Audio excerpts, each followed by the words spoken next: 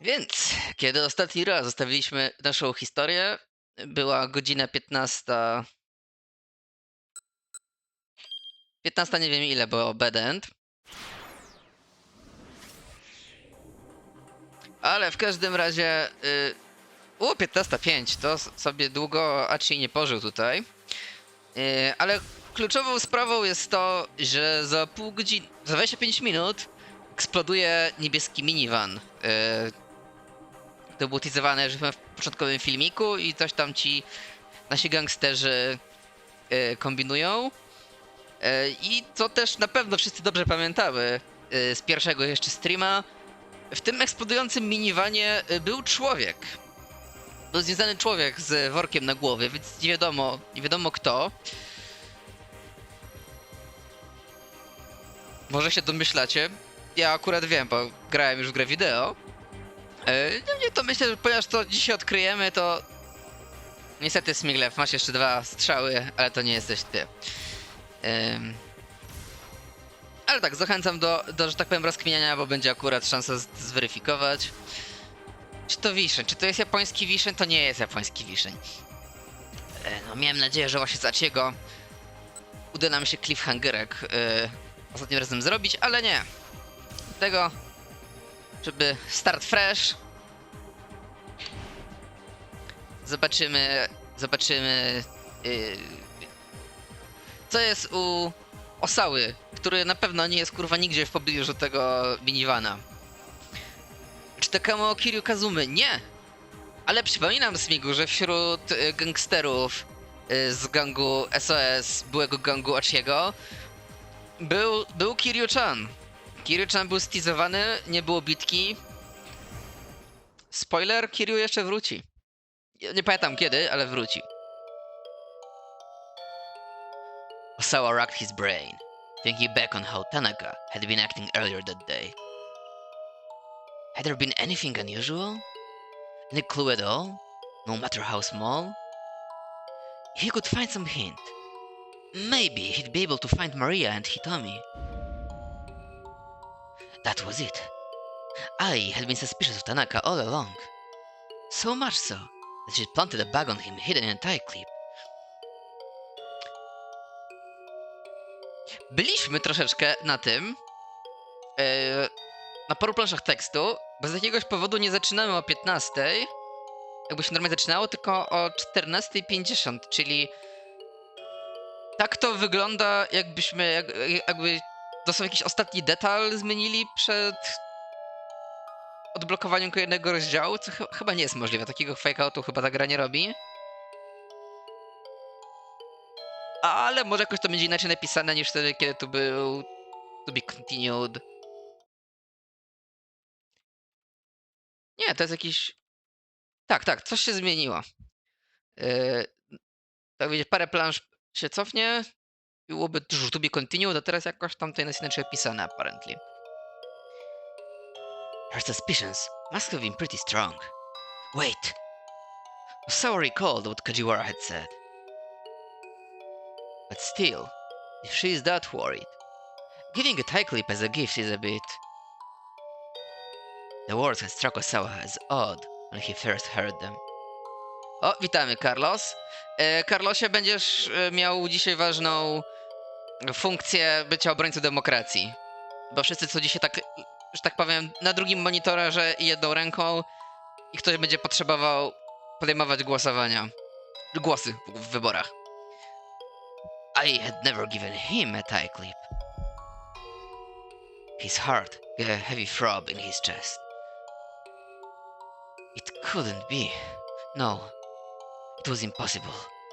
That article from 4-star General Gossip crept back into his mind. The article had talked about a man I had dated before she married Osawa. The man's identity was never revealed. Could it have been Tanaka? You've hoarded so many things to yourself, so I'm taking some of them back. Tanaka's cold words took on a new depth of meaning. Osawa felt the foundations of his life begin to crumble. Were Tanaka and I accomplices in all this? No. Wait, just calm down. He couldn't let himself jump to conclusions. He needed to be more level-headed. Everything depended on it. If the two really were accomplices, why would I have planted a bug on Tanaka? What purpose would that serve? What could it mean? It was no use, so I couldn't think of how that made sense. First things first, he needed to establish what the relationship between I and Tanaka really was. Once he figured that out, he'd be able to get a better handle on the situation. Obviously, he couldn't just go and ask Ai directly. If she really were involved in all this, she certainly wouldn't tell him the truth. Asawa thought back to the business card he'd tossed into the trash. He didn't relish the thought of getting help from that scavenging hyena, but now was no time to be picky. If he wasn't able to leave the house, he needed someone else to do some investigating for him. The freelance writer, Minoru Minorikawa. He was Osawa's only hope. Okej, to be continued. Elo, ale już odblokowaliśmy kolejną godzinę. Czy się literally gra zepsuła?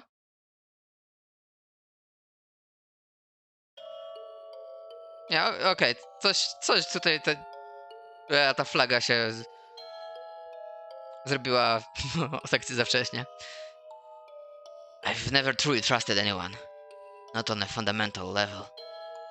Human beings are a type of organism that I can't get a true handle on through mere surface interactions. And the very fact that I have never trusted anyone else means that, inevitably, no one else has ever trusted me. In the end, maybe the root of all my problems can be traced back to my heart.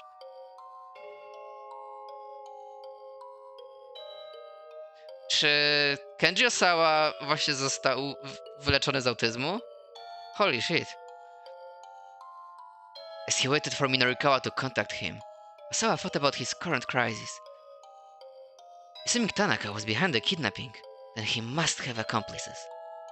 And these criminals had mistakenly abducted Maria in their attempt to get at the antiviral drug that was in Hitami's blood. Maria and Hitami were fraternal twins, but they looked similar enough to be mistaken for identical twins. Still, Tanaka would never confuse the two. The mix-up must have been made by some criminal who didn't know Maria or Hitami personally. Insisting that Hitami bring the ransom to the train station was obviously their solution. It had set her up for a second abduction. But piecing together this much of the kidnapper's plans only raised a different question. Why had Tanaka shown him those emails from Hitami? Wouldn't the criminals want to keep information like that hidden? The more Osawa thought about things, the less they made sense. Just who are my true allies? And who are my foes?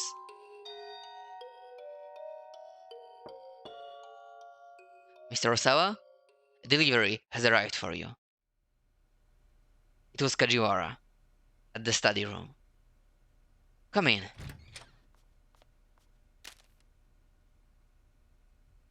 Kajiwara stepped into the room and handed Osawa a letter-sized envelope. Osawa checked the label. Coming. The official Ayaka Miki fan club membership application enclosed. Boom! W końcu coś ważnego się zdarzyło w jego życiu. Right. He had requested the application the day he'd gotten back from overseas. Would you mind opening that? Kajiwara asked, apologetically. Well, what for? I'd just like to check the contents of any packages you received today, sir. It's possible the kidnapper may try to make contact with you by mail. Czy to możliwe, że Ayaka Miki była sekretnie mastermindem tego planu? Osawa opened the envelope. Inside, he found the expected application, along with several postcards featuring pictures of the singer. Kajiwara peered pointedly at the postcard images. You must really like her, the detective said. And just, what sort of music do you listen to, then? Osawa asked, staring at one of the postcards. It was a striking photo that showed off Kamiki's expressive eyes. Ah, let me think. Mostly classical, I suppose. Osawa raised a quizzical eyebrow. You know, Fujiwara continued, like Mozart, and Chopin, and the like. Wolfgang Amadeus Mozart, Austrian-born music prodigy and classical composer. Famous works include The Marriage of Figaro, The Magic Flute, and Symphony No. 41, known as the Jupiter Symphony. Frédéric François Chopin, composer and pianist of the early Romantic era, famed as a national musician of Poland. Polska górą! Cały czat mówi Polska górą! Left behind numerous solo piano works. Famous works include his Nocturne, OP9, No. 2, and his Piano Sonata, No. 2. He hummed a few bars. Oh, can't say I've ever heard them. Are you serious? Fujiwara looked shocked. I'm familiar with the names, of course. I just never had much of an interest in music. Oh, that's such a shame. Would you care to listen to a piece now? Okej, słuchajcie, czy o pierwszy wybór, Carlos, musisz się obudzić. Czy to czas na Chopin Bonding Time z Fujiwarą? Czy jednak w tym domu słuchamy Ai Kamiki? A nie, pretenderów do tronu.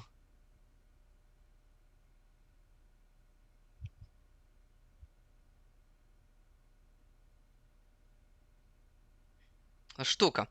Ale no jak będzie kurczę Mozart, a nie Chopin, to znaczy, że jednak szkopę tą Unią grając o całą. I suppose I may as well.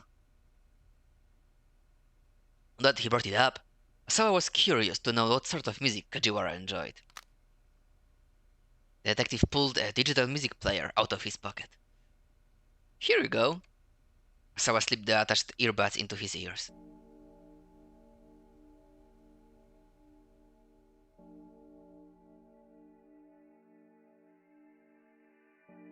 He heard a flow of quiet strings. Fuck! Jednak będzie Mozart. That was soon joined by bold, dramatic horns. Nie wiem, czy na streamie słychać. Przypuszczam, że nie.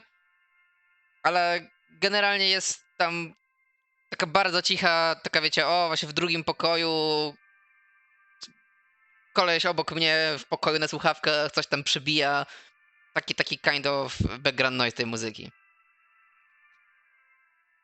As the piece continued, it grew more profound and complex, and Osawa could feel his spirit calming.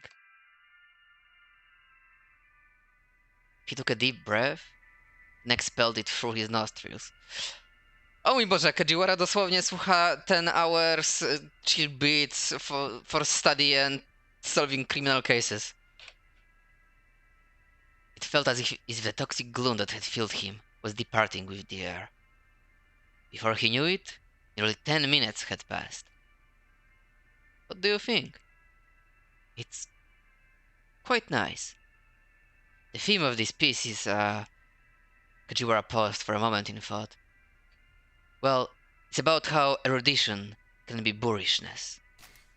Erudition, accumulated knowledge. The term often connotes an advanced and/or esoteric understanding. Displaying a moderate amount can impress others, but pompously flaunting it is bound to put them off. Thank you. If I hadn't met you, I'd never have discovered this piece. He spoke the words unthinkingly, with unaccustomed frankness. Was this the power of music, then? I'm very happy to hear that, sir.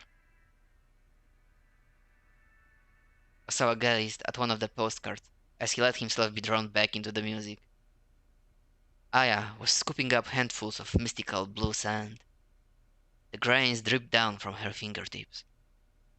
I feel like I could be in this photo here, Osawa muttered.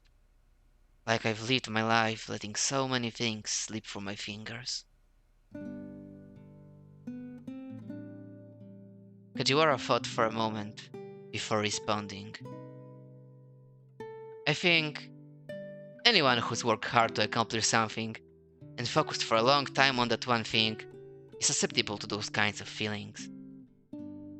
Accomplishing something means getting results. That's not where my problem is. So I removed the headphones and gave back the music player. You told me not to hide things from you, right? Kajiwara nodded silently. Then allow me to speak frankly. Leaning back heavily in his chair, Asawa took another deep, slow breath.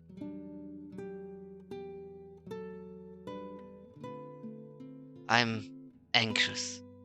So anxious that it's almost crushing me. Given the circumstances, sir, that's completely understand. No! Asawa spoke up before Kajiwara could finish. It's not that. It's not that at all. He shook his head vigorously.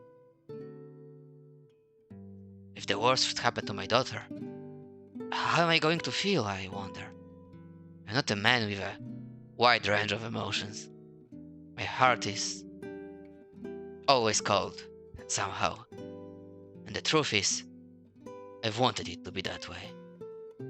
Which is why, if I do lose my daughter, my heart might remain unmoved. I may not even be able to feel a father's sorrow. That's what I'm anxious about. He felt his emotions twist inside him, in a way that was utterly confusing.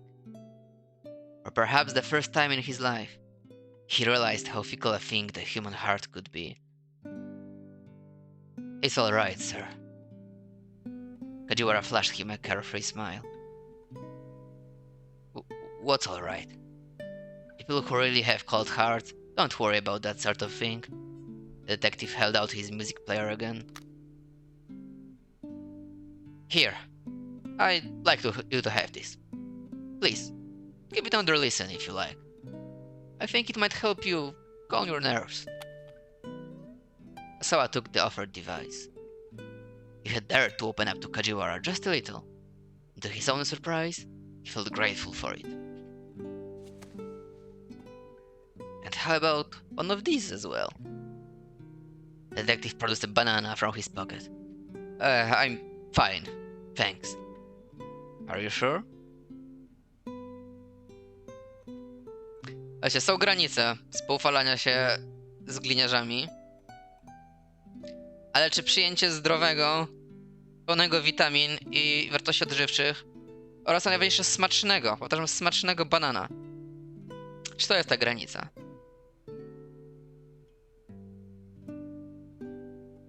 O, ja dzisiaj jadłem 2 banany.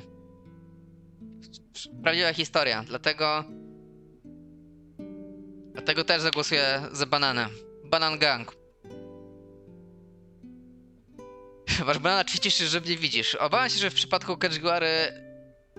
Oba. Alright. I guess I'll take it. Sawa spoke irritably. Then his expression softened a little. You know, you've been getting on my nerves all day.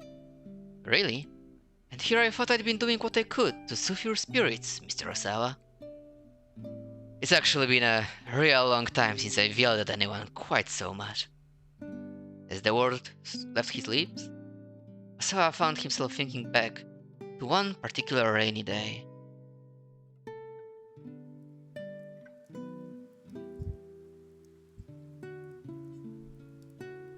To zgoła proustowski banan.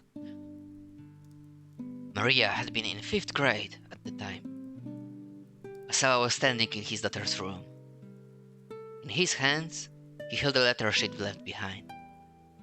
He happened to glance out of the window and saw Maria walking along, soaked from head to toe. In an instant, Osawa was consumed with rage. Maria had left a note. It read, "Dad, You only pay attention to Hitami. You're too busy with work to play with me. So I'm running away from home.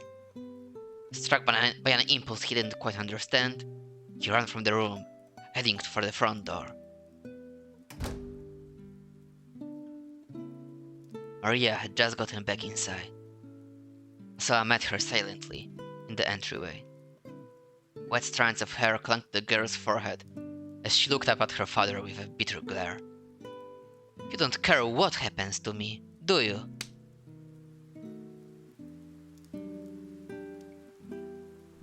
Impulsively, he slapped her face. Maria's cheek turned red, and tears welled up in her eyes. Sawa's anger transferred abruptly into guilt. O kurwa, do krwi poleciał sobie. Niezły tatuś. He gazed down at the palm of his hand and saw a tiny spot of blood. He was shocked by the recognition of what he'd just done. And then he was afraid. Afraid that his daughters could bring such raw emotion out of him and make him do something so thoughtless.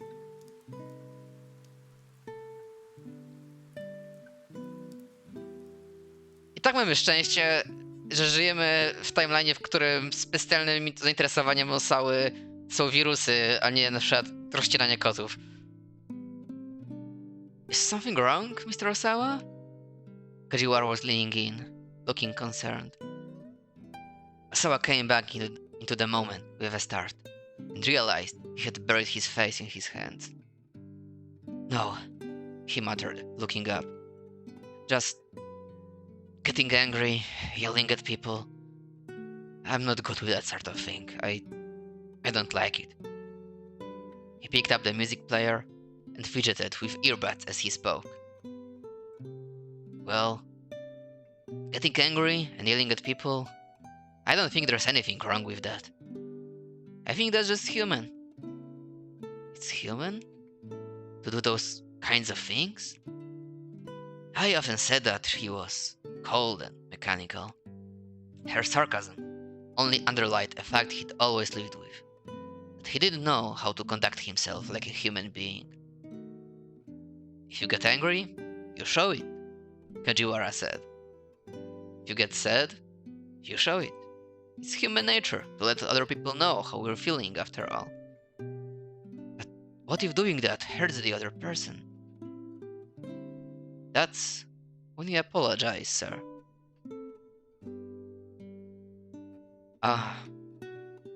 It occurred to Osawa that he'd never tried to tell anyone how he felt before. He'd never felt the need to. And yet, right now, he suddenly felt that if his daughters were to appear before him, he might blurt out everything he'd ever left unsaid. Witamy, Tewery. Przegapiłeś świąteczny dzień w 48 Shibuya Scramble, gdzie Osawa przemawia ludzkim głosem. I tak w wielkim skrócie, tak jak wywiad Minorikały z Yadagashi to był tak suddenly zmieniawy cały nastrój na zaskakująco od serca pogaduchę. No to teraz mieliśmy trochę od serca pół godziny Kenjiego, który leczy się ze swojego autyzmu i actually odkrywa ludzkie emocje. It was a terrifying thought.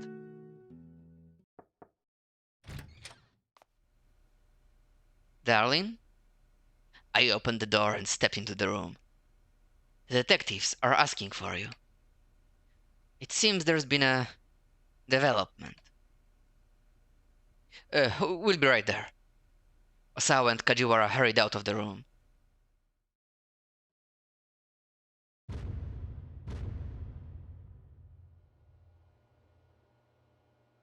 Before the news was shared with the Osawas, the members of the investigation team quietly briefed Detective Kajiwara. Osawa and I sat on the sofa on the far side of the room, watching. They could see Kajiwara go pale. He wiped the sweat from his forehead with a handkerchief several times. Bad news, Osawa thought. Mr. Osawa? Mom? Kajiwara shuffled his way over to them at last. We've just gotten word from headquarters. He hesitated ominously. Sawa braced himself. Please, let's hear it. First, about your daughter Hitami. Kajiwara's expression was grim. The body of a young man named Achi Endo was discovered near Shibuya Station. Oh, shit! Spierdoliliśmy do Łachiego, faktycznie. The name meant nothing to Asawa. In a building not too far from the scene, the detective swallowed. Your daughter Hitami was found dead. The world began to shake. Asawa staggered, reeling with sudden, nauseating vertigo. No, it's not possible. After that, your daughter Maria... The words blurred together. He could no longer comprehend what he was hearing. Everything was wobbling, shuddering, distorting. Hitomi was dead? Hitomi?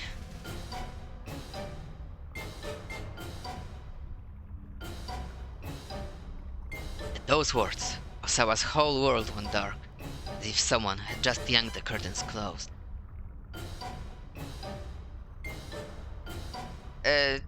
No i Smigu, zgodnie z prośbą zagraliśmy tak, żeby Kenji już nigdy nie zobaczył córki. Można kończyć let's playa. Dziękuję. Może jeszcze połowa gierki została, ale wiecie, to jest mała cena za pozbycie się Kenjiego. Ale z drugiej strony prawdziwym kosztem tego jest, że zamordowaliśmy też Achiego, a Achi jest chyba bardziej dobrym ziomeczkiem niż Kenji jest złym ziomeczkiem, więc obawiam się, że musimy to odkręcić. W związku z czym, ponieważ nie pamiętam nawet, w sumie póki będzie głosowanie, to ja sobie zobaczę, jaki mieliśmy tam wybór u Shini. Czy to jest coś, co potencjalnie może odumrzeć Achiego? Ale póki to sprawdzam, mamy dwie nieruszone w tej godzinie postacie. Minoru Minorikawa, nieustraszonego reportera, który dopiero co miał actually udany wywiad ze znanym reżyserem, lub Marię Osałę, znaną też autopikiem z Miglefa.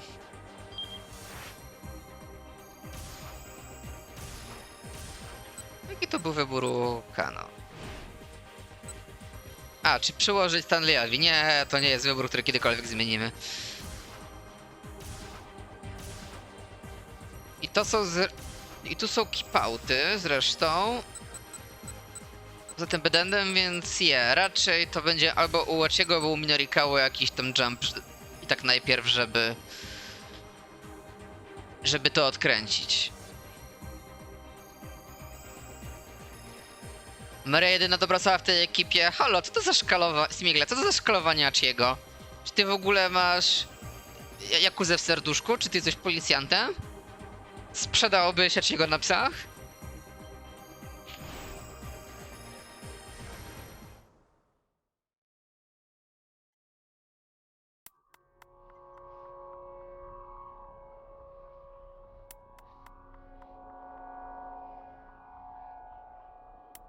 Wait!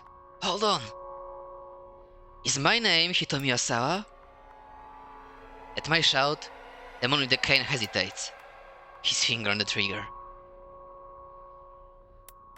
What do you mean by that? Wiem, że jesteśmy w środku ważnej, dramatycznej sceny, ale holy shit, patrzcie na ten plakat wyborczy w tle. Z uśmiechniętym typem. Znaczy w sumie to nie jest nic specjalnego, ale mnie śmieszy. The barrel of the gun is still aimed squarely at my head. I mean exactly what I said. Is my name Hitomi Osawa? I don't know who I am. You're trying to play games with me. I'm not playing with anyone, I swear. I'm utterly desperate now.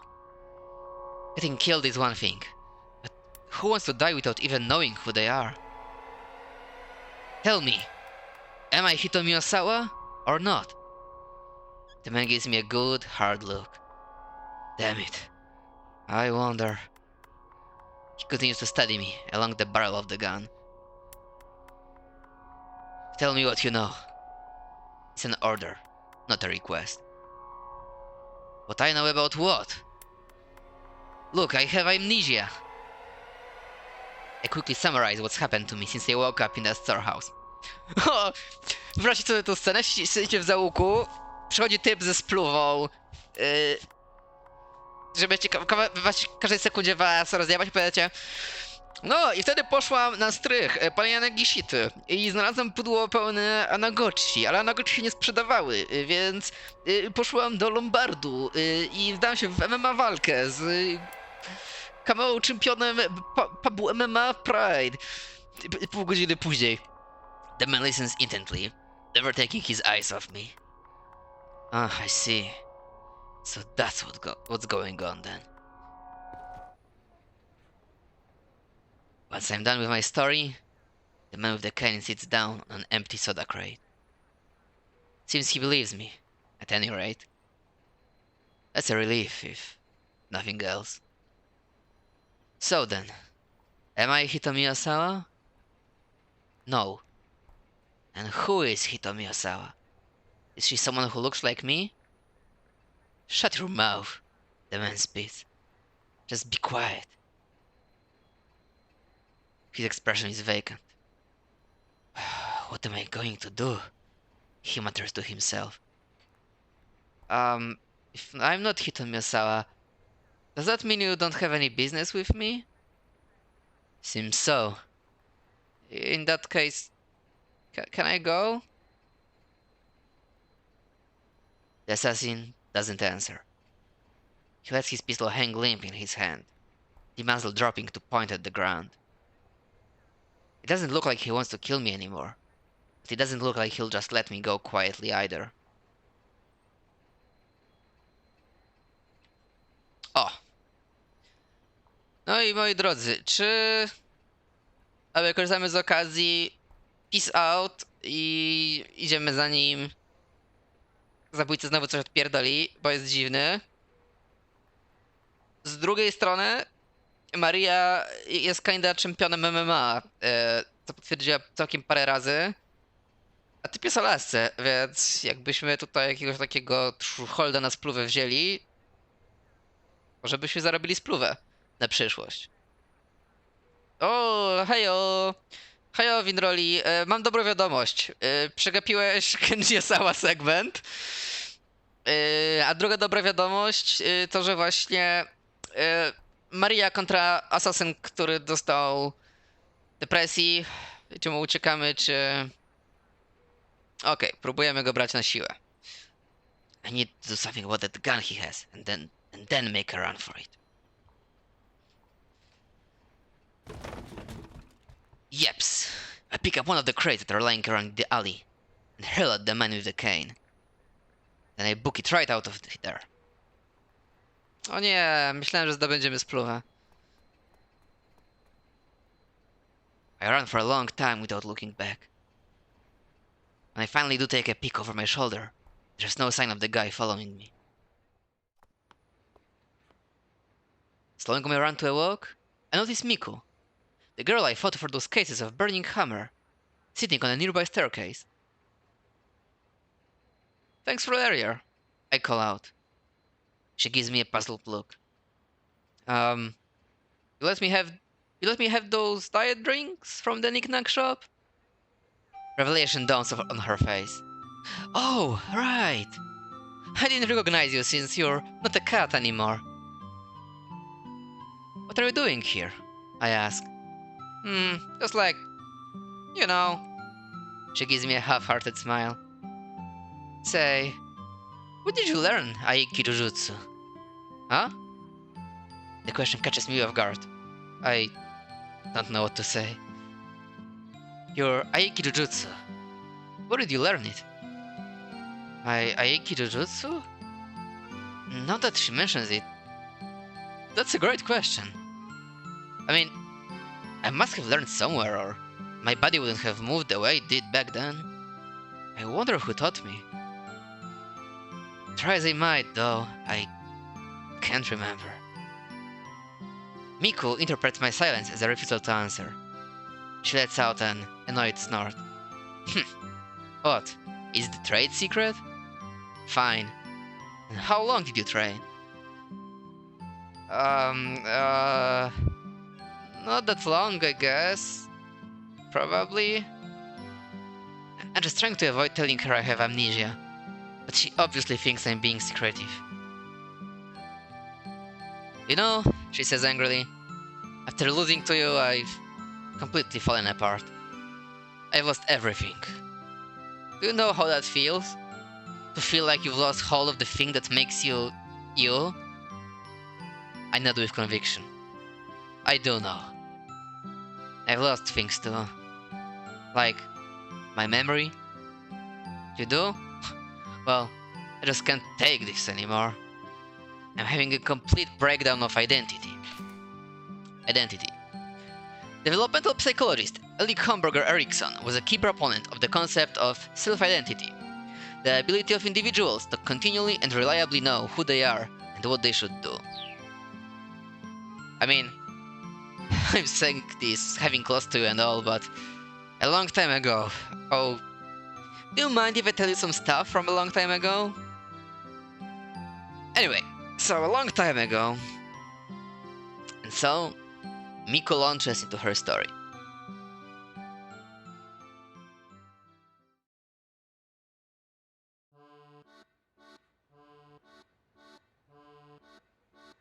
Od razu wam powiem, że mam takie wspomnienie, że ta alejka, dokładnie ta syfna, się będzie jakoś przewijała. Pewnie w tej godzinie, może w kolejnej. Chyba Zachi, może z kimś jeszcze. Tam chyba ten stary redaktor Minrykały się też z kimś tam zderzy. I gdzieś u kogoś w tej alejce był wybór, który jest znaczący jakby dla progresu. Jakby to jest dosłownie wszystko, co pamiętam. To jest bardzo wag wspomnienie, ale jak tu się pojawi wybór, to jakby musimy go potraktować serio, bo to jest coś, to tam coś innego blokowywało.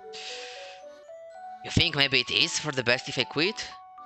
She asked at last. By now, 50 minutes or more have gone by. I've listened to Miku go on and on about her teenage years, because I feel bad about getting her so depressed, but yikes. She's asked me all these questions I don't even understand, but although I'm starting to get sort of fed up with her angst, I keep my patience and respond as best I can. Ops. O, może będzie znowu ujęcie. To się przyjrzę faktycznie line-upowi.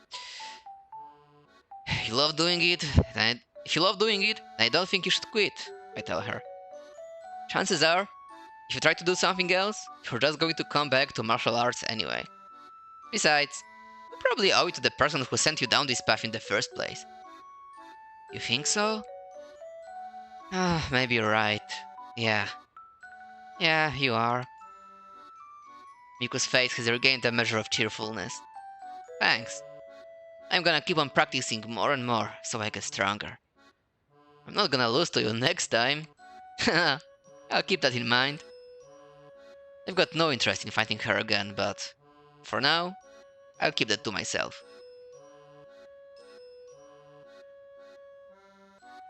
Alright then, see you around. With a parting wave, Miku hops to her feet and heads off.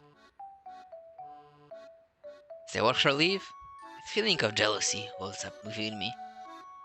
Did I once have something I was that passionate about? I don't even know, because I can't remember. I just can't remember. That gunman, the one with the cane, he might know something about me. At this point, I'm even willing to risk a run-in with a killer to find out more about myself. I decide to head back to where he was before. O, to szkoda, że mu przyjebaliśmy, bo teraz troszeczkę pasek relacji może być nadwyrężony. When I arrive at the alley though, There's nobody there. Paradoxically, I'm both relieved and severely disappointed. Then I happen to notice something laying on the ground. What is it? I pick it up. It's a notebook. Slipped into the back cover is a photo showing two boys and a girl. Hmm. Hmm. Hmm. Well, what do I do now? Do I go to the police? How do I even explain the situation? I can see it now. There's this killer out there, and he's after this person named Hitomi Osawa. And then the police would be like, who is that? Who exactly is after her? And then, what would I say? Heck, they might not even give me the time of day in the first place. Not only do I not have any idea who Hitomi Osawa is, I know nothing about the guy who's after her. Except that he walks with a cane. I mean, I can't even tell them who I am. They'd probably shoo me away without a second thought. Police cannot help you, Maria. Only trust your fists. What am I supposed to do? I hang my head at the total loss. The necklace around my neck sways idly, to and fro.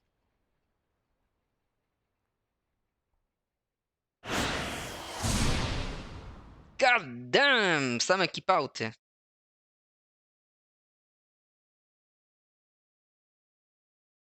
Same kipauty i chyba jedyny... No nie jedyny wybór u tamtego, ale no... Powiedzmy, z muzyką jest pewnie wybór, czy osoba będzie zestresowany i emocjonalny, czy nie. Kolejnie spodziewam się, żeby to było bardzo znaczące, przywaliliśmy Stanleyowi. No tutaj jest tym asasynem, ale jak coś to zmieni, to raczej później niż teraz. Więc no chyba musimy iść do Minorikały i jakby po sznurku to wszystko rozplątać.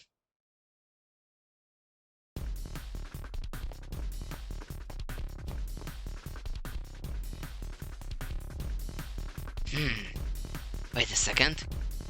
I feel like there's something I'm forgetting. Ah!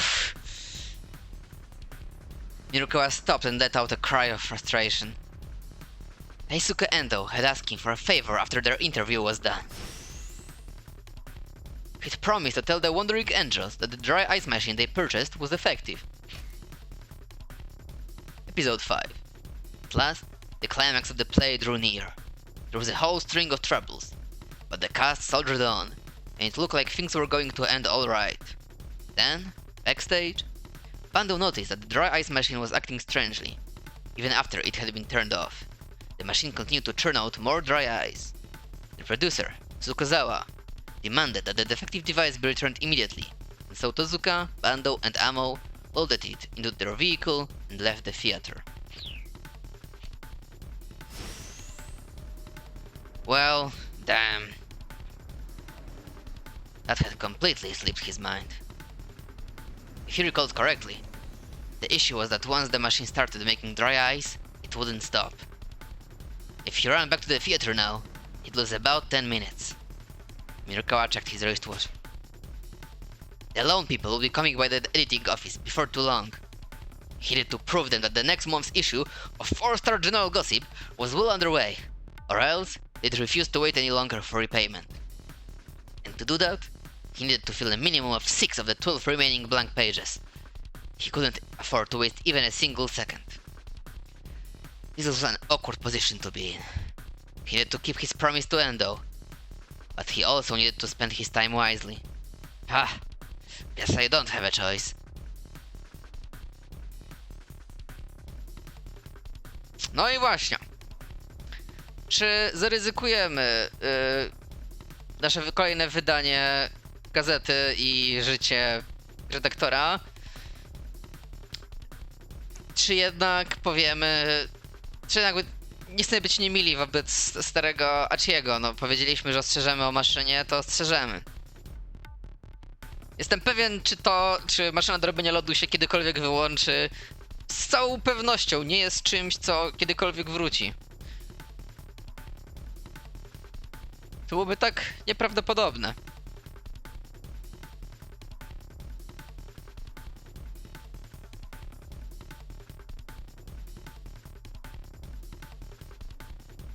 Okej, słowo się rzekło. He'd agreed to take on responsibility. He headed back for the theater.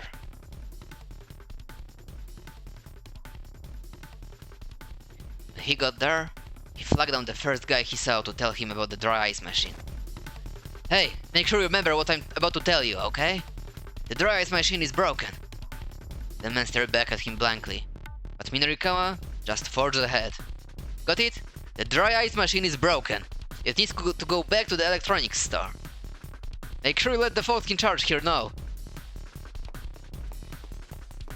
His obligation met, he hurried back to the cafe to get back to work on his copy. Along the way, he caught sight of a young couple running. They seemed like an odd pair. The girl looked prim and proper, while the boy struck him as a bit thuggish.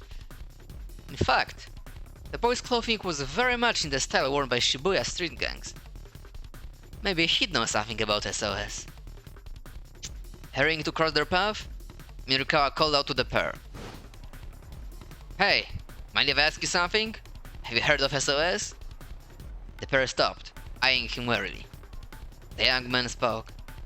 Yeah, why do you ask? Do you happen to be a member yourself? No, not anymore. Well, if the kid had once been a part of the group, he ought to be able to provide some background anyhow. Mirikawa took a step closer to the couple, formulating his next question.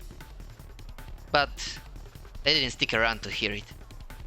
Let's go, the young man said, and a moment later, he and the girl were running away. Oh, hey!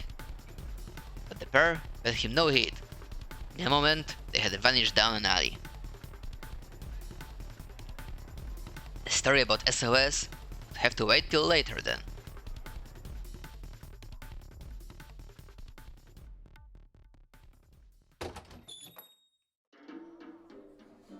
Mirikawa hurried into the cafe. Wasting no time, he sat right down and plugged his laptop into the nearest power outlet. He planked himself down on the floor and hit the computer's power switch. The waitress gave him a disapproving look. Sir, I'm afraid you can't sit there. Well, it looks like your tables are full. I'll make do here. Well, being able to make do isn't really the issue. I'll have a coffee, please. Just do whatever you want.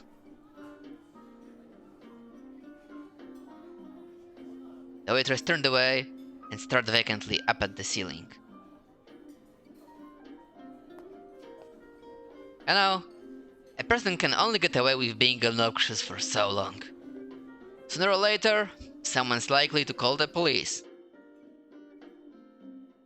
Midorikawa looked up from his work, startled to see the Burning Hammer salesman standing over him. Top 10 anime crossovers! You're Mr. Yanagishita. Thank you so much for stopping by earlier. You're going to write your article here? Yanagishita eyed Midorikawa's computer.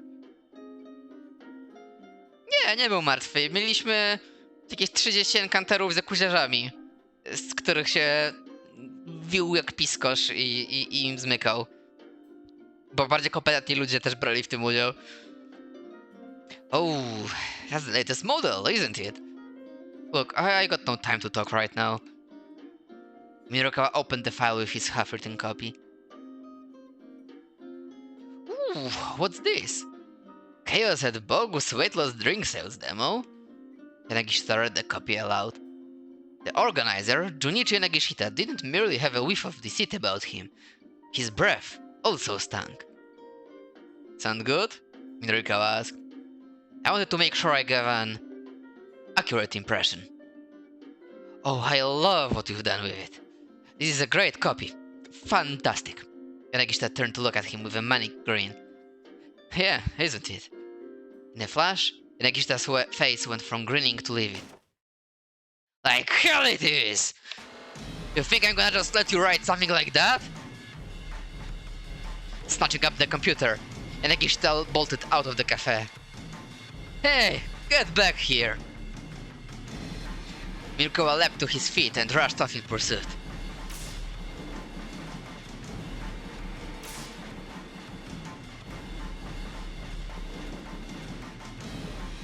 As he sprinted madly along, Nagishita turned down a narrow alley. Mirkowa stayed close behind, desperate not to lose sight of him. His quarry began to weave his way through the back alleys of Shibuya. This guy clearly knew his way around town. By Miyashita Park, they zipped up onto a pedestrian bridge. Just where the heck was this idiot going? Halfway across the overpass, Nagishita suddenly stopped. Confused, Minorikawa stopped as well. "Give that back," he called. The next moment, Nagishita flashed a mocking grin and dangled the laptop over the railing. Jak to się rymuje z pierwszą godziną gry? To jak prequele Star Warsów nie przymierzając. Uh-oh. Mirkawa lunged toward him, but it was already too late. The laptop left Yanagishita's hand and went spinning down through the air. Then, as the two men struggled, Yanagishita himself toppled over the railing. Without hesitating, Mirkawa jumped down as well. Whoa! Ah!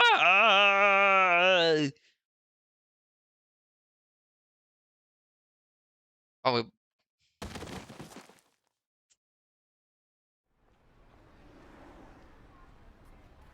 Minorikawa landed hard. As he struggled to regain his breath, he looked around and saw Yanagishita beside him. Incredibly, the laptop was safe in the charlatan's grasp. Apparently, he'd somehow managed to catch it in mid-air. Before Minorikawa could be too relieved, however, Yanagishita got to his feet and took off running again. "Get back here, you little weasel." "I don't think so." This Yanagishita guy was infuriating. That, and he was really fast. Minorikawa considered himself a decent runner, but he couldn't manage to gain on Yanagishita. If running away was a competitive sport, the guy would be a world-class superstar. As he ran along, a peculiar thought occurred to him. Hold on a minute. If he hates my copy that much, shouldn't he wanted my computer to break? Why did he go out of his way to catch it like that? It made no sense at all. "Hey!" Mirukawa shouted between gasping breaths. "What are you planning to do with my laptop?" And Nagishita glanced back at him. "Gonna sell it! Sorry about this." "What?" Mirukawa was taken aback. "Consider it compensation for defamation of character. In the civil sense, the act of unlawfully damaging another person's character or reputation in the public eye. In the criminal sense, the act of disseminating damaging facts about an individual to an unspecified large number of people." Come on, get real! It can't be defamation if the article hasn't run yet. Then consider it an advance on the compensation. It was so nonsensical. It made Minorikawa's head hurt. But now, at least he knew why Yanagishita had dived after the computer. The thief continued to weave his way through the side streets. His speed didn't diminish in the slightest. Damn it, this guy has too much experience running away. Minorikawa's stamina began to fade, and finally, he lost sight of his quarry. But that didn't mean he was ready to give up the search. There were articles on that computer that were right on the verge of completion. Whatever it took, he had to get it back. And Nagishita had said he was going to sell it. Where could he be headed then?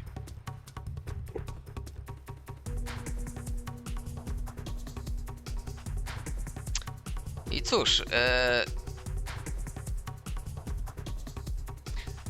są 3 możliwości, że może pobiegł na miejsce Brainhammera, do Lombardu, albo do Edo Electronics. Jeśli chodzi o prawdę, to jestem pretty sure, że to będzie B, bo na oknie Lombardu był konkretnie plakat, że tam daje ileś tam jenów za laptopy, więc tak to wraca. Oczywiście no jest pytanie, czy chcemy, żeby Minrikawa go złapał i dogonił, czy żeby były inne śmieszne przygody.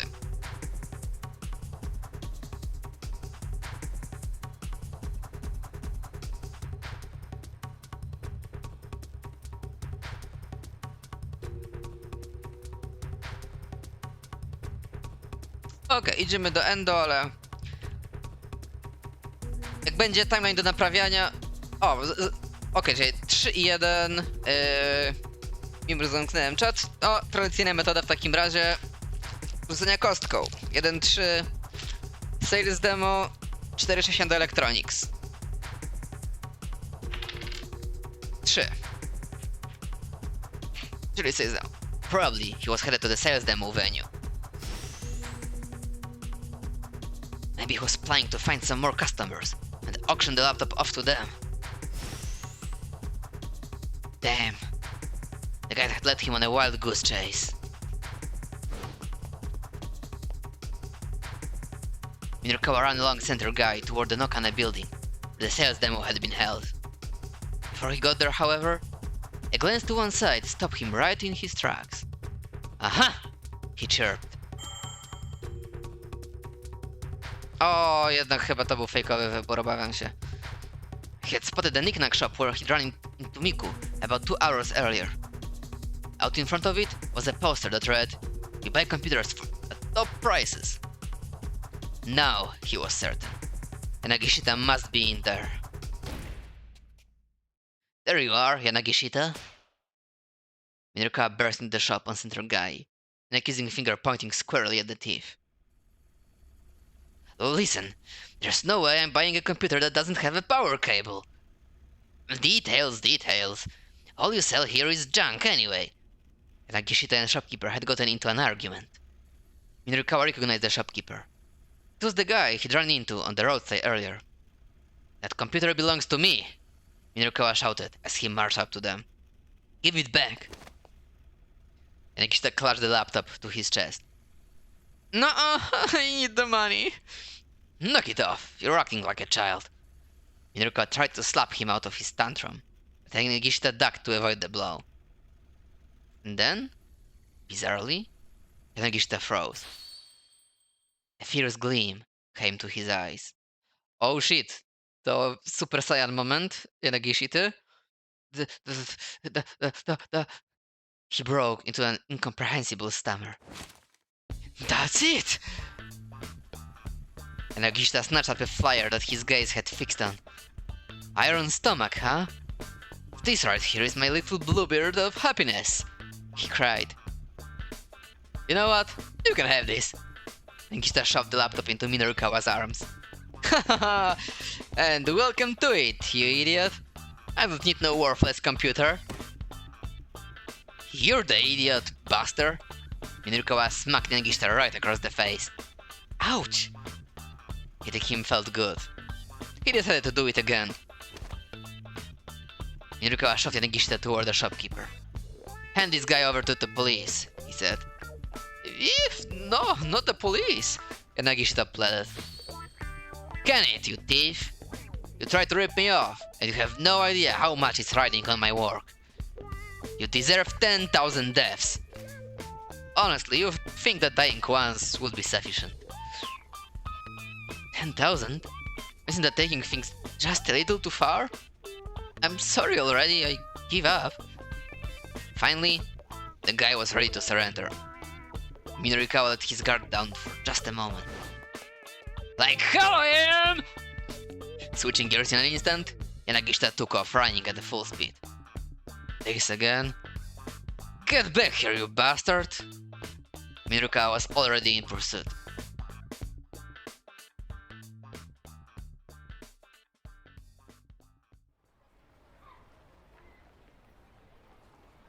he stuck with Yanagishita as far as Koe and Dori, before losing track of him.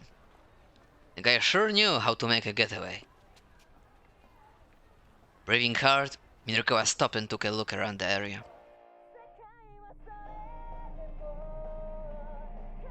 As he did, he heard a cell phone ringtone from somewhere nearby. Ayakamiki ringtone. It was the new single from the pop singer Ayakamiki. Could that be Yanagishita's phone? Huh. Could be. Somehow he struck Minorikawa as the type of guy who'd have a ringtone like that. It seemed worth looking into anyhow. He had nothing else to go on. Minorikawa shifted his gaze around, trying to locate the source of the sound.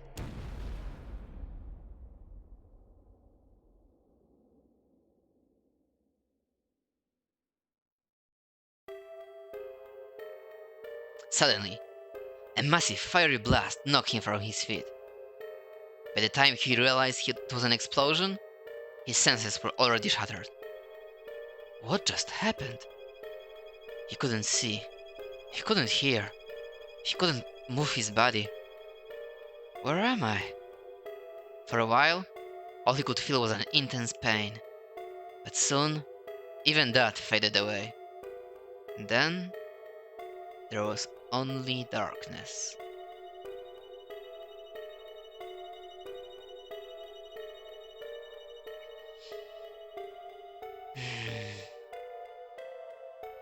Głupcy, ten samochód miał dorwać Margaret Thatcher, a nie Minoru Minorikawę. Mieliście jedną robotę. Niemniej. Trochę o dziwo. To jest 14. W godzinie 15 nie było żadnych jump pointów na te wszystkie...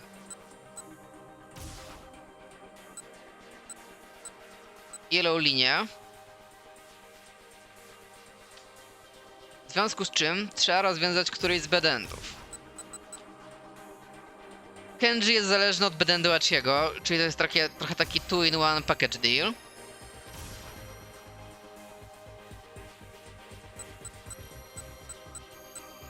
To jest już poprzednia godzina. Aż tutaj zobaczę podpowiedź, bo... Byłoby trochę szalone, gdyby to zależało od przywalania Stanleyowi w gębę. Achi got stabbed. Caught in a surprise attack by one of the kidnappers. He could only watch helplessly as his time was taken away. If that weird guy hadn't tried to talk to him, Achi would never have taken the risk of wandering through the alleys. But how can you keep that guy from wanting to interview Achi? Okej. Coś się działo u Minorikawy. To jest poprzednia godzina, to jest nielegalne. Czyli trzeba się było nie cofać do naprawiania maszyny z lodem. Trzeba było trzymać oczy na nagrodzie.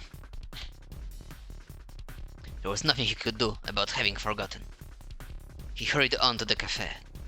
Sorry, Endo. Sorry, Orai. We're just gonna have to let this one slide. I've got Toyama's life on the line here.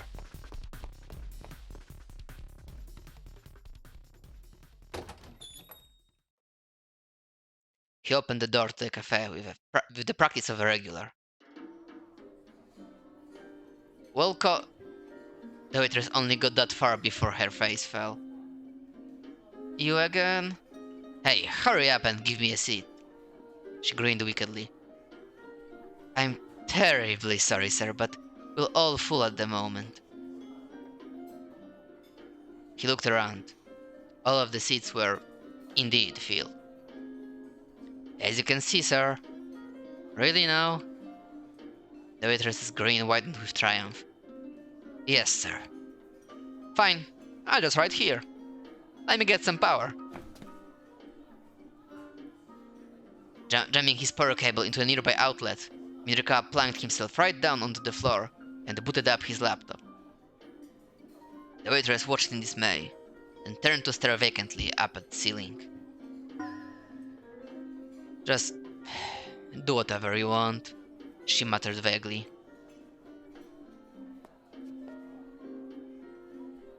Okej, i wróciliśmy tutaj do timeline'u już.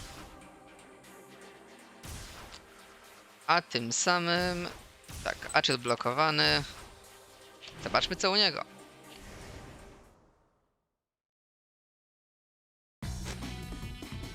Achi didn't slow his pace until they were nearing their destination. He turned to look back at Hitomi.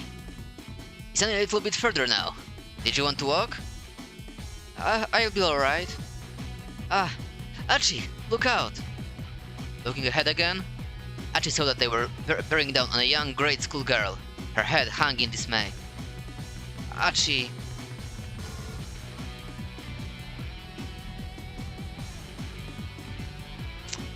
W zasadzie wbijamy bombę w małą dziewczynkę. Czy robimy unik, czy łapiemy?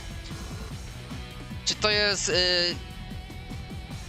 JoJo Stairway to Heaven moment, czy...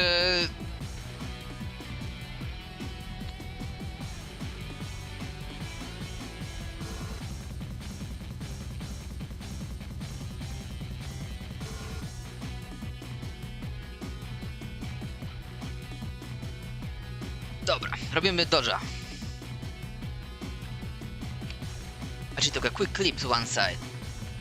He managed to avoid crashing into her by taking a tumble himself. The girl was still definitely a bit shocked. Sorry about that, Achi said. Are you alright?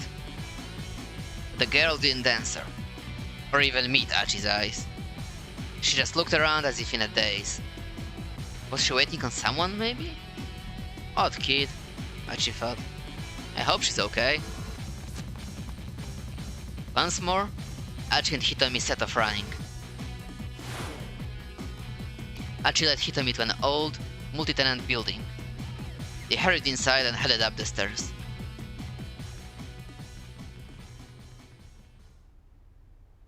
Behind the reception window on the second floor sat the custodian, sleeping on the job. Yukinori Kitajima. His main job is overseeing the monitoring room for the local surveillance cameras.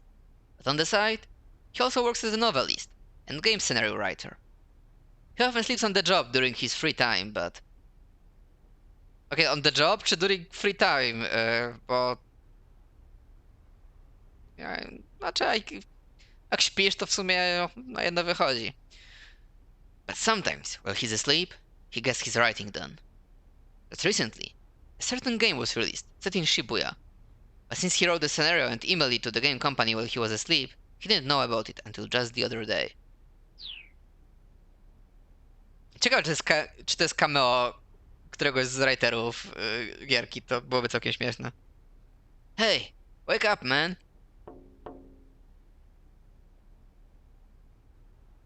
She gave the window a tap, and the man woke with a start. Huh? A Chichi?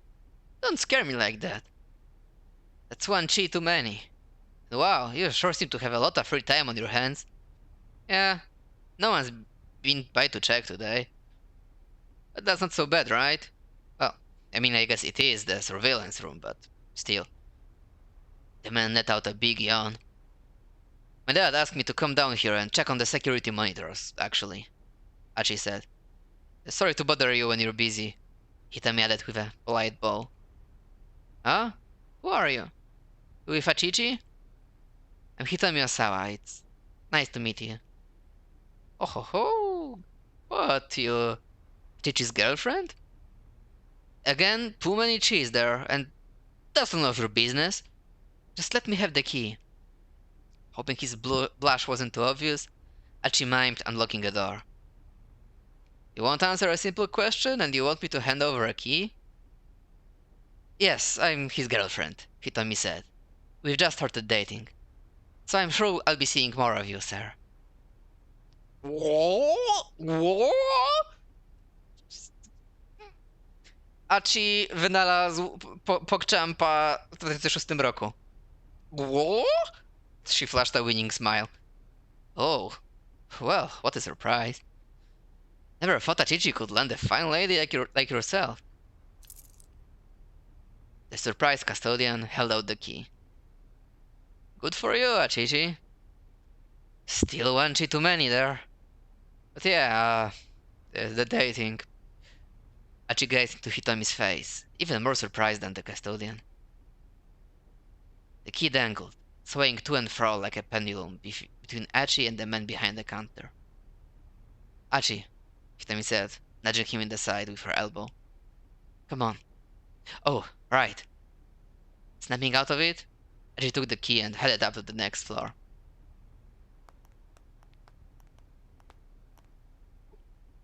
I'm sorry, Hitami said as they entered the monitoring room. For just saying we were dating like that. I mean, it was a pretty clumsy lie. No, it was kind of sudden, is all. I was just a bit jittery, I guess. Achi felt his cheeks color again.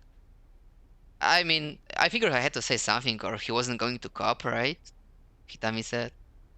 She looked a little embarrassed herself. I'm sorry, I didn't mean to make things weird. No, Achi said. No, it wasn't weird at all. Actually, it was kind of... He stopped himself there. Now wasn't the time for that sort of conversation. They needed to find that blue minivan.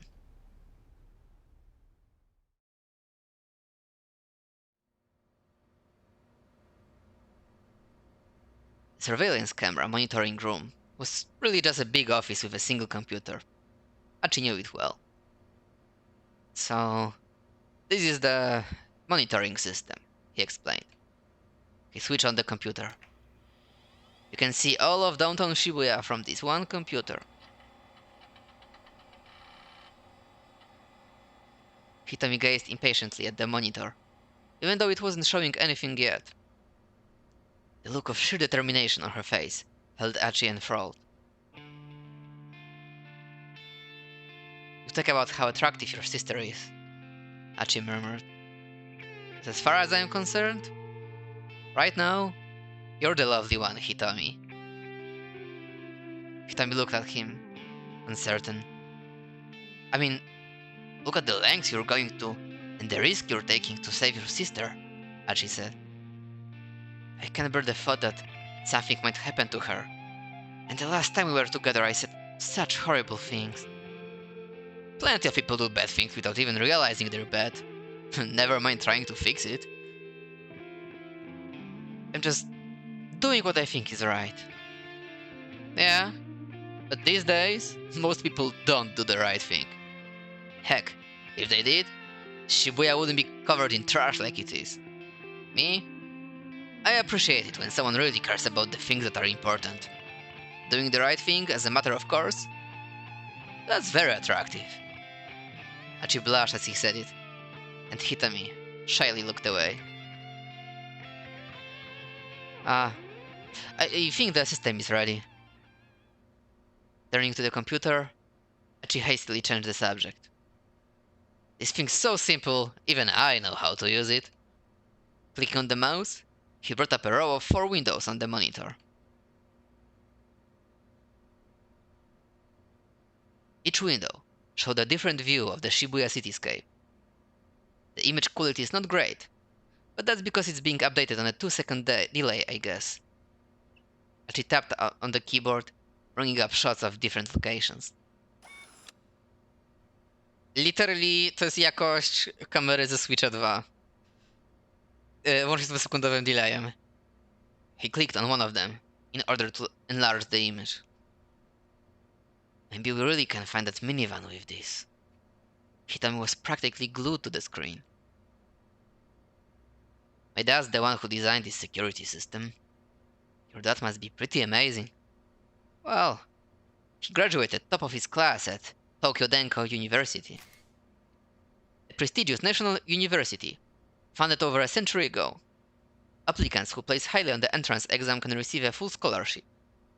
Achi's father was one such attendee. The school has supported extensive research into artificial intelligence and recently announced an AI program known as Buddy. While the computer is asleep, different personalities emerge, which have an impact on various normal thought processes, forming a network of more human-like thought patterns as a result. Okej, nie pamiętałem, że w tej grze jest ChatGPT plotline. To jest zaskoczenie na replayu. He always said he could have had a career in computer engineering. He took over the electronics shop so that he could marry my mother instead. It's such a sweet story. Do they run the store together then? Achi shook his head. No. My mother died when I was 4. Oh, I'm sorry. Hitami sounded even sadder than Achi. Well, anyway, never mind that. Here, look. The seedy-looking weirdo they'd run into at Gigo was on the screen. Huh? That guy again? Said weirdo was running all out, a laptop computer under one arm.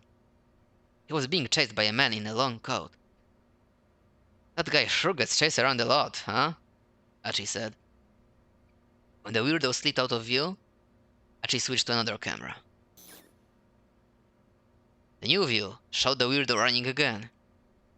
By hopping from camera to camera, they could track him wherever he went. So long as we have these cameras, Achi said, this guy has nowhere to run.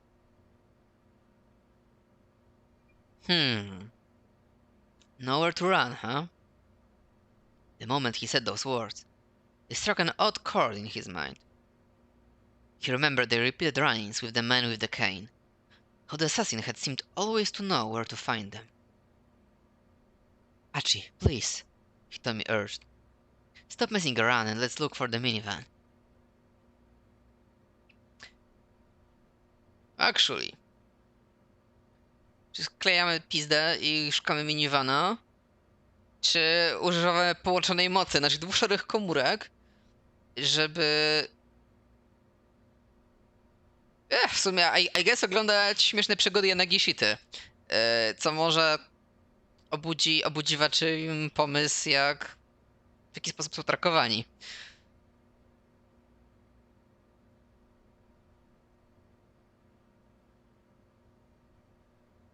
Dziękuję za ten głos, Miglew. Ja też bym oglądał Yanagishity, jak mam wybór. O, jaki tam autoplay. Halo, proszę mnie tutaj na... Sorry, there's just something I'm curious about. She continued to track the seedy-looking man. The weirdo rushed into the knick-knack shop on Center Guy. Soon after, the man with the coat appeared and followed him into the shop. A w ogóle, Windroli, przepraszam, że tak ciągle zamykam głosowanie na mikrochwilkę, zanim zagłosuję, że jestem przyzwyczajony do Smigla Teverego. Już mam nawyk, kiedy jest, wiesz, ich głos przegapiony, ale postaram się trzymać dłużej. Soon after, the man with the coat appeared and followed him into the shop. Huh. Looks like he snatched that guy's computer. Still, they remained glued to the monitor. Oh, that's me. Hitami took out her cell phone. It's an email from Mr. Tanaka. Ah, okay. Yeah, it was about time for my mood to take a dip, Achi thought. What? Hitami blurted. She looked up from her phone. Achi! Mr. Tanaka found the minivan. He what? What does he say? Read it to me.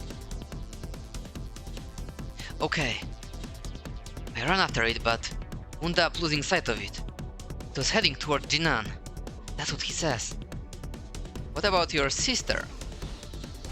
Bank. O nie bank, to jest lock, który jest schowany za innym blokiem. Was she inside? He doesn't say. She switched over to an array of surveillance cameras near Jinan. The few seconds the transition took felt agonizingly slow. Finally, 4 new images popped up. Achi quickly enlarged one of them. Ah! Hitami let out a tiny gasp.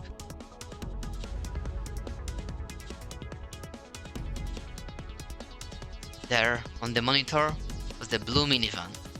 There was no doubt about it.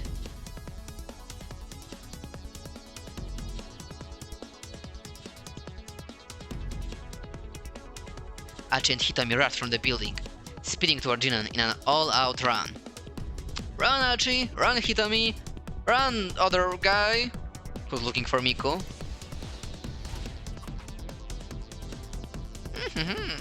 Dużo mamy tutaj tych jumpów, schodź za innymi jumpami, czyli pewnie od Kenji'ego Osały się coś tutaj Cherrymer odblokuje. Neither spoke. They simply dashed along in silence. Achi felt as if they'd been running a marathon, and the finish line had finally come into view. They hooked a left at the station and darted past the Seibu department store. Aha! Achi pointed as he came to a stop. The blue minivan was still there, parked by the curb along the slight, hilly incline. Leaving Achi behind, Hitomi started rushing up the hill. Alarm bells started going on in Achi's mind. Someone from the kidnapping crew was in that van. It was dangerous to approach carelessly. Ostatnim razem, jak byliśmy przy vanie, to wypadło cała banda gangusów, żeby porwać Hitomi. Teraz większość z nich jest martwa, ale kilku z nich ciągle żyje, a poza tym mamy metawiedzę, że ten van eksploduje zaraz. Więc nie wiem, czy ten wybór ma jakiekolwiek znaczenie. To wygląda w sumie na taki fejkowy, bo oba są zatrzymywani Hitomi, ale nie wiem, może być, że jeden jest taki for reals, odsuń się, a drugi po prostu zaczekaj w miejscu. Nie wiem, ale już zrobiłem pola, więc wpiszcie numerek.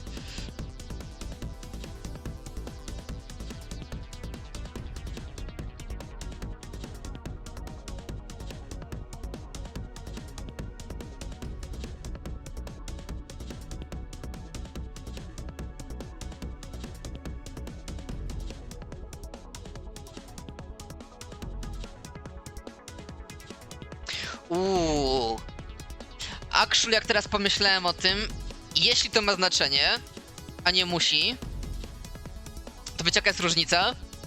Że w dwójce mówi na głos jej imię. I wszystkie sekretne gangusy słyszą: o, Hitomi, ta dziewczyna, której szukamy? A pierwszy jest generycznym okrzykiem, który mogą zignorować.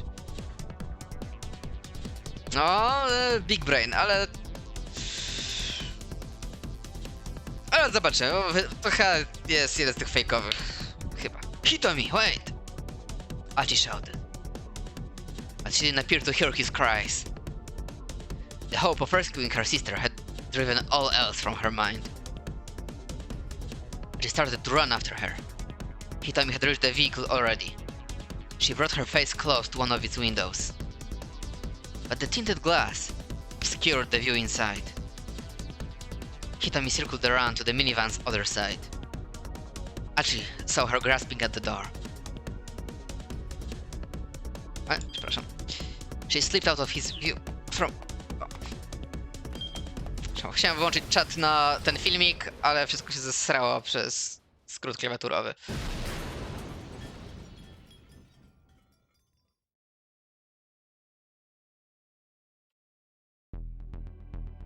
There was a thunderous explosion, and a gout of flame tore the roof of the minivan like it was made of aluminum foil.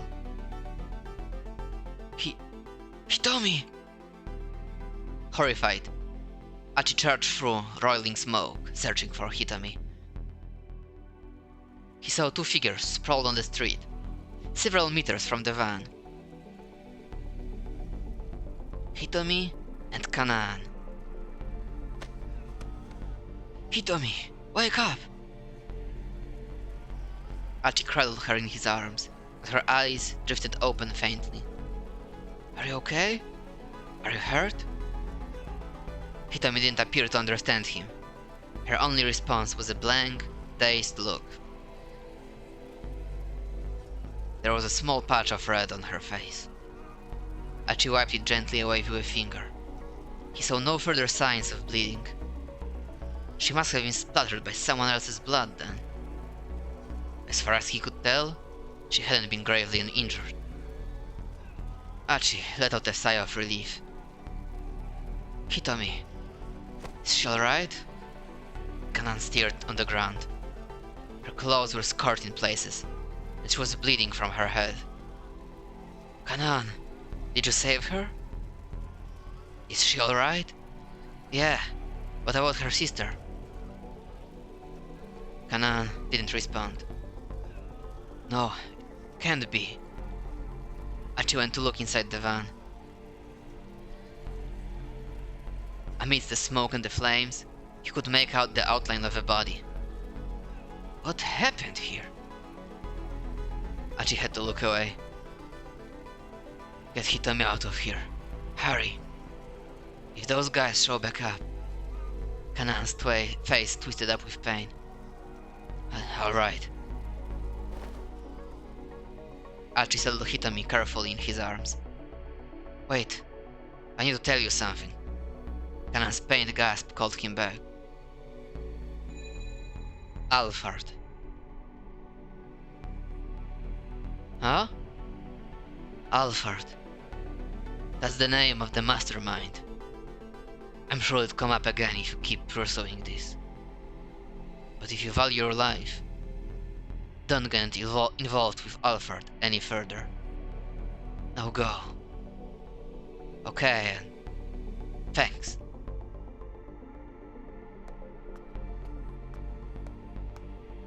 With Hitomi in his arms, Archie hurried from the scene. He wasn't sure where he was heading. He just wanted to get away, wherever that meant. He carried her past the crowd of onlookers that had swiftly begun to assemble. The flames of the burning van rose ever higher, roaring up toward the heavens.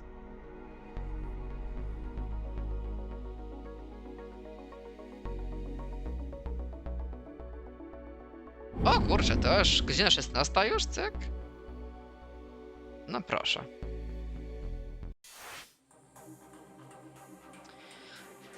No, to zaraz te sznurki trzeba będzie rozwiązywać.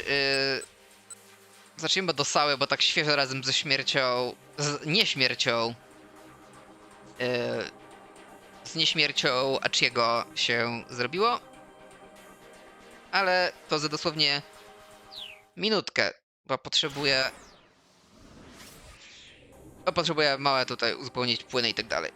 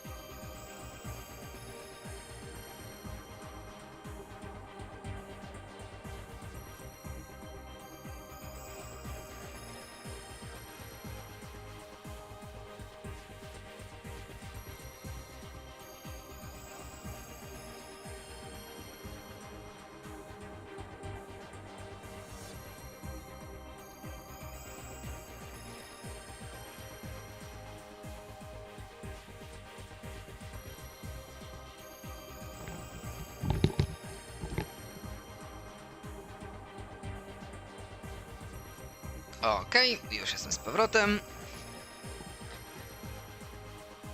Niech tu się tylko przeklikam, gdzie trzeba. Tym. Trzeba dodać... O kurczę, ten Osawa był spedendowany na 10 minut przed końcem godziny. To był trochę bejcik od gry, ale miejmy go już z głowy. póki w streamie pamiętamy, co się u niego działo.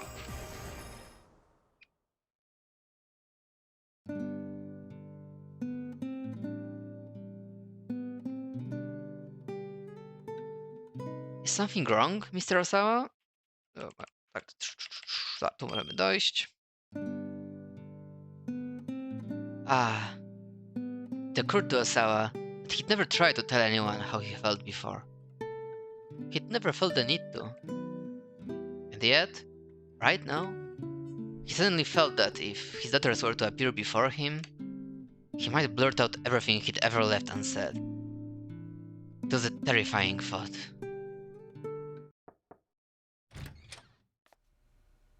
Darling? I opened the door and stepped into the room. The detectives are asking for you. It seems there's been a development. We'll be right there. Osawa and Kajiwara hurried out of the room.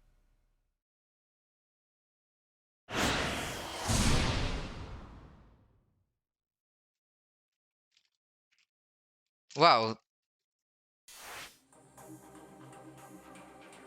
Wow. Dzięki, gro. Super content. Tu było do Minorikały, a tu było do siostry. Na przykład zobaczę, czy gdzieś jest...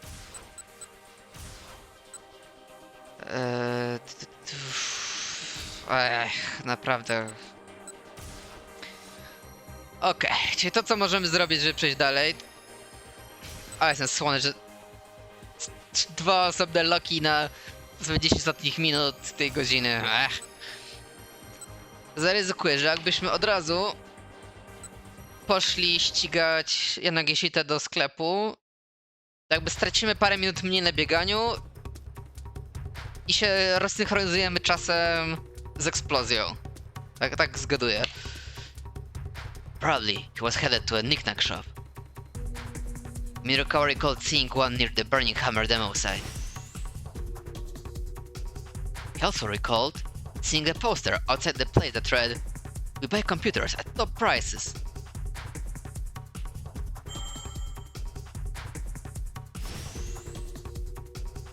Damn! The guy had led him on a wild goose chase. That shop was surely where he was going to sell the laptop. Gulping a deep breath, he headed in that direction.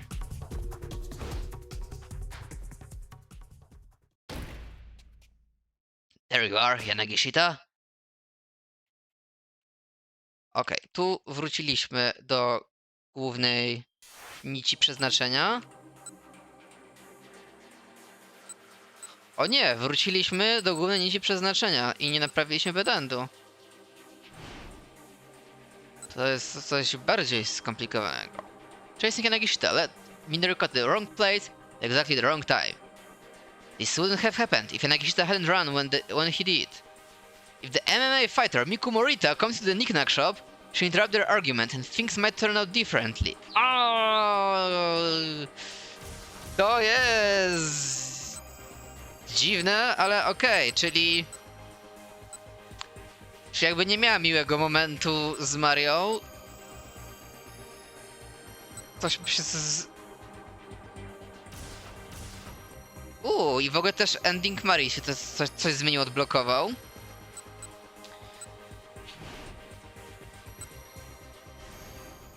Ale to w takim razie tak czy siak spróbujmy zrobić inne opcje z uciekaniem do asasyna, no bo wtedy jeśli tam nie wrócimy na miejsce zbrodni i nie spotkamy jej, to nie naprawimy jej depresji, straty taty. To mi się wydaje najprawdopodobniejsze, co tu można być do zrobienia. Remain motionless, waiting for an opportunity to run away. I might not make it in time, the man murmurs to himself under his breath. Not making in time for what? I'm curious now, but it is hardly the time or place to try to find out more. I've learned for certain that I'm not Hitomi Osawa, which basically tells me nothing. I'm right back to square one on figuring out who I am. The assassin has gone quiet, sitting on a pile of crates. He seems lost in thought. Still, I don't dare try to get away. All I can do is stand and wait and mull over my own situation. Just who am I? I ask myself again and again. I am... I am... I am...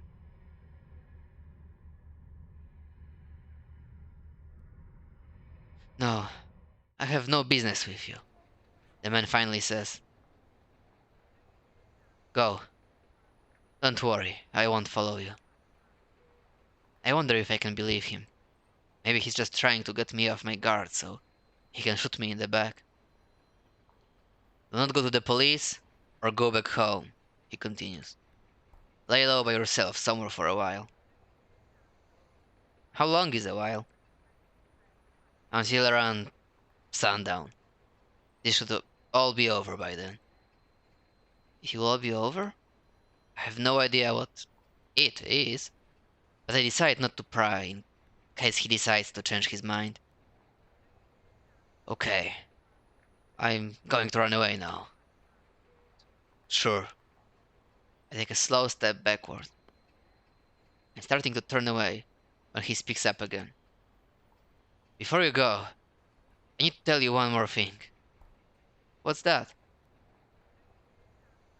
When you get your memories back, I'm sure you're going to hate me. And so, I apologize in advance. Of course, I have no idea what he's talking about, but it makes me even more uneasy. I truly am sorry. I've got no response for that, so I just give the man one last look before I turn and run.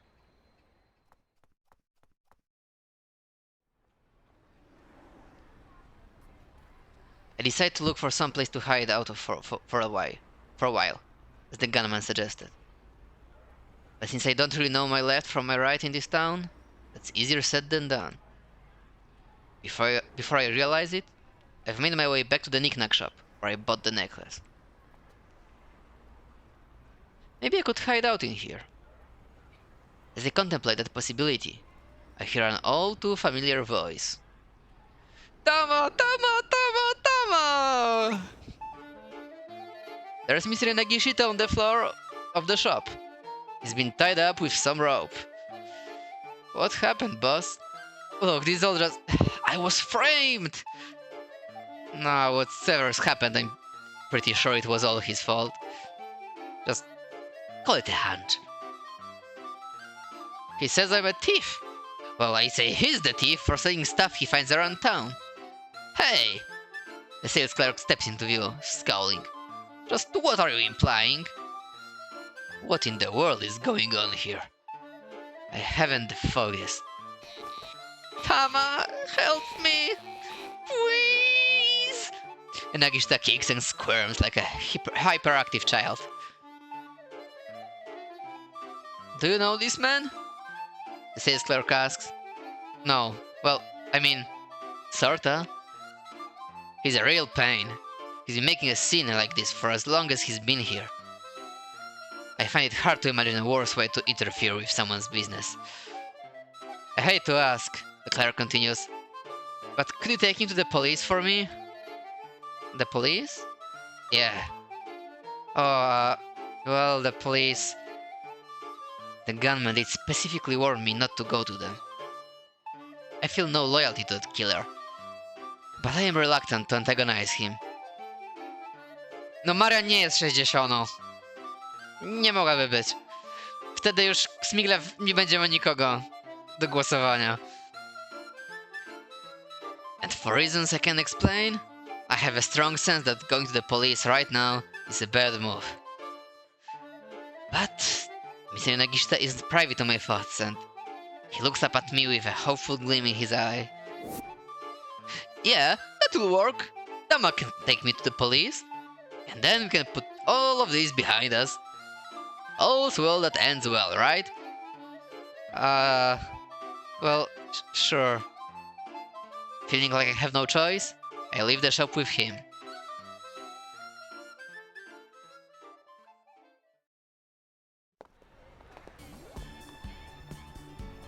Okay, Mr. Nagishita says excitedly, as soon as we were out of earshot.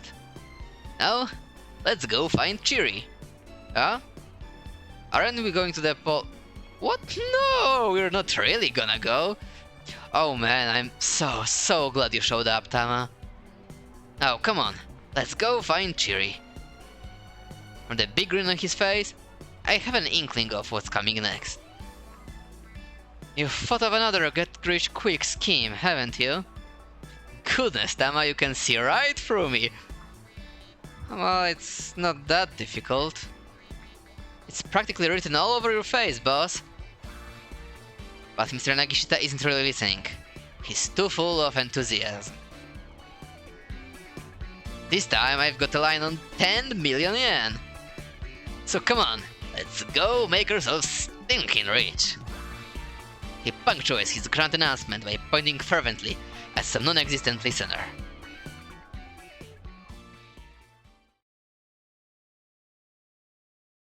Several weeks later. Iron Stomach! A celebration of truly astonishing appetites. When the mighty stomach... szybko poszło. I stand with Chiri on the winner's podium. The cheers and applause are deafening when the master of ceremonies makes the announcement. Chiri is the champion. She laughs with delight as she holds up the trophy that signifies her 10 million yen win. And me? I got runner-up. I wasn't too into the idea at first, but after giving it a shot, I found that professional gluttony kinda gross on you. Even I was surprised by how much I could eat, and I had to admit, it felt kinda good. My memory still hasn't come back, but that doesn't matter anymore. I found myself a new purpose. To steal Chiri's spot on the throne. That right there is now my greatest goal in life.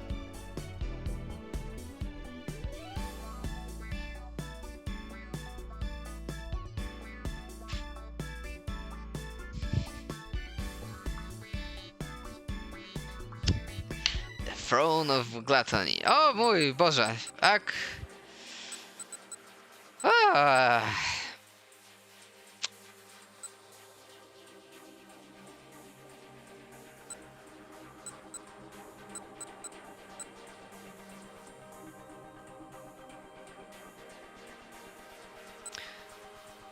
Okej. Gadanie z typem zajęło nam 20 minut. I może przez to byliśmy za późno, żeby wpaść do Yanagishity na gorącym uczynku. Although w sumie u Minorikały nie ma... Zresetowało się do nasz wybór.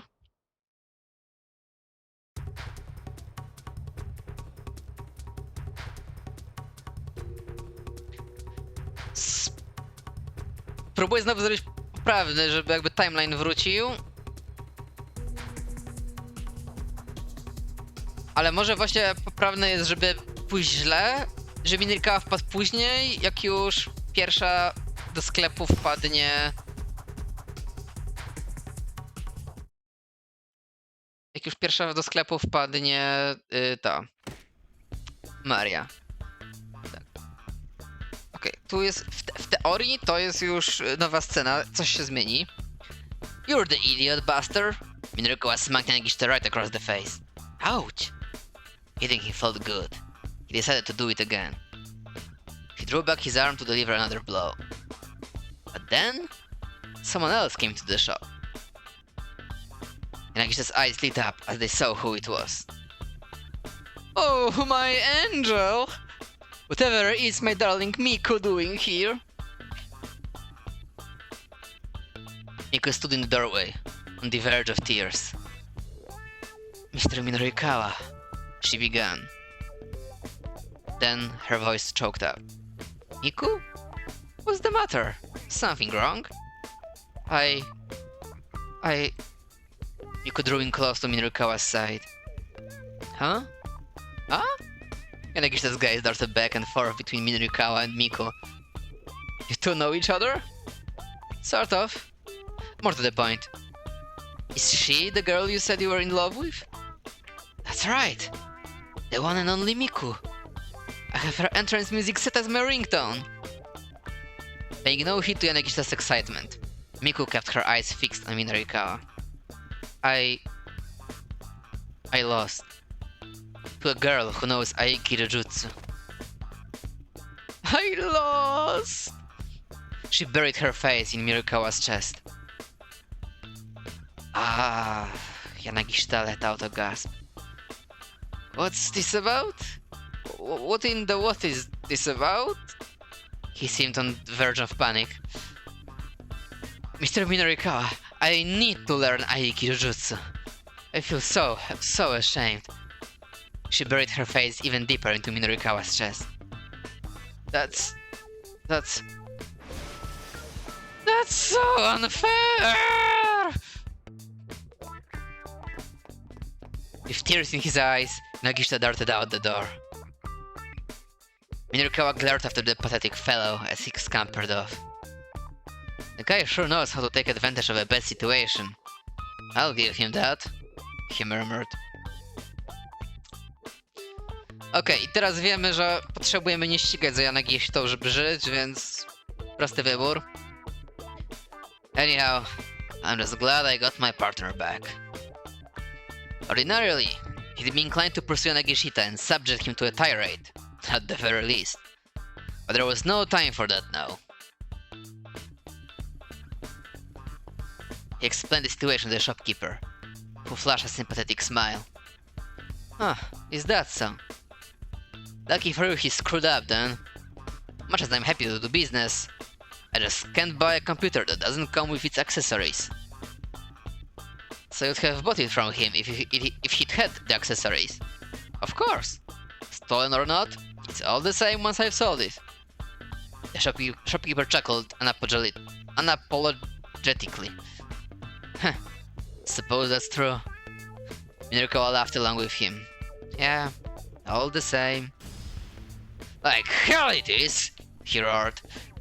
The shopkeeper froze like a startled rabbit. I bet everything you have for sale here has been stolen, hasn't it? Don't be ridiculous. I'll warn you up front, there's no use hiding things from me. I've interviewed you, after all. I know you. The shopkeeper was getting more and more flustered. Well, I mean... Look, this is just between you and me, okay? Sometimes I go around gathering stuff that people have lost and I sell it here. But it's not stolen, just repurposed. There's nothing wrong with that, right? The shopkeeper smiled ingratiatingly. You moron! Minarikawa stuck his finger in the man's face. Selling lost property is a serious crime, too.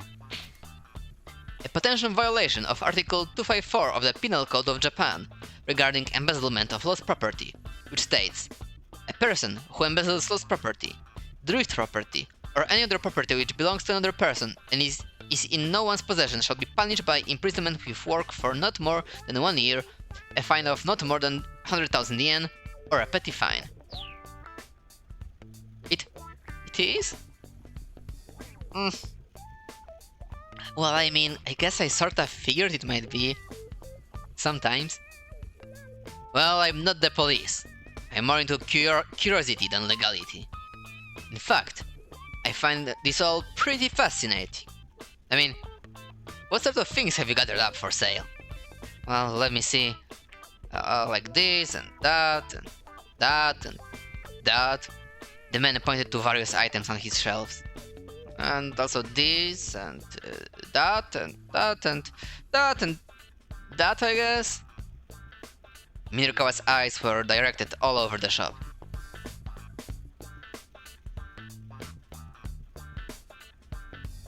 Everything the shopkeeper had pointed out had a hefty price tag. You're actually able to sell things like this? Minarikawa asked. Sure, I can sell stuff. Earlier today, someone bought a big necklace.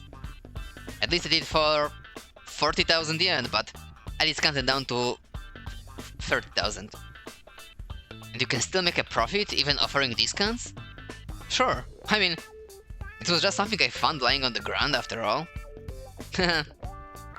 Minorikawa looked back at him, and for a moment, he laughed as well. Then, his face turned hard. "There is no laughing matter," he bellowed. "You need to stop what you're doing here right away. Otherwise, you're going to find out what it's like to get punished by my pen of justice." I'm so sorry. The shopkeepers bowed repeatedly. Minorikawa glared. The truth was that right now he was so busy he'd have to let this guy slide. Still, this whole asinine affair had eaten up a big chunk of time he didn't have to waste. He was going to have to finish up his copy back at the editing office. Laptop in hand, he left the shop, only to stop short when a slight figure stepped out in front of him. "Mr. Minorikawa!" Miku stood there, barring his path. "Please, introduce me to a dojo where I can learn Aiki Jujutsu. I'm sorry. I really don't have time for this right now." Minorikawa tried to hurry onward, but she stubbornly refused to let him pass. "You introduced me to that other dojo before, remember?"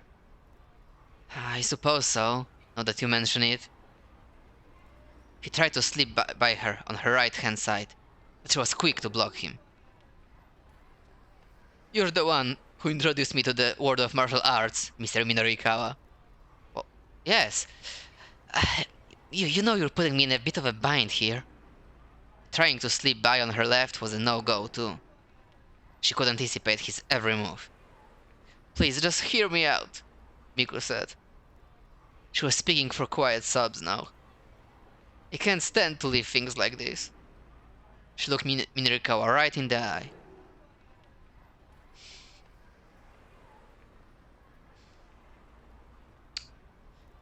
Słuchajcie, musimy spławić Miku i być może odmienić jej życie. Raz prawie odmieniliśmy jej życie, ale się czas na zegarze nie zgadzał, więc musieliśmy usunąć ten timeline. Czy pan Minorikawa powie jej coś inspirującego, albo powie, żeby spierdalała, albo nauczy ją Aiki Jujitsu, żeby była w stanie pokonać nawet PJ'a.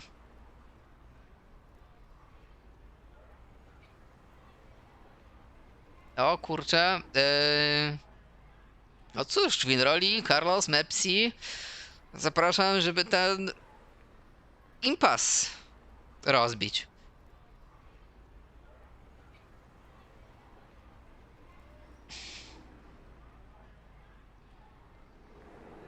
Pełna kasacja, no. Może wróci do hobby bonsai, w którym była przed odkryciem sztuk walki. It's a good opportunity for you. You can find something to do with yourself that isn't martial arts. What? You were the champion at that one pub, right? Maybe now that you're done with that, you should find a more girlish line of work instead. Miku began to tremble. "You jerk!" Miku delivered a blindingly fast slap to Minorikawa's cheek. "Why did you have to put it like that? You're so mean!" Bursting into tears, Miku ran off. "Hey, Miku!" She gave no sign she'd heard him, and didn't turn around. I to, moi drodzy, właśnie był origin story Hatsune Miku. Hatsune Miku Gaiden.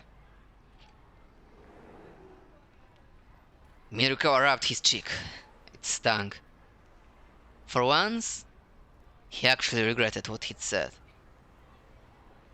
Maybe he shouldn't have assumed she'd be willing to just give up her hobby. He did in fact know of several Aiki Jujitsu dojos.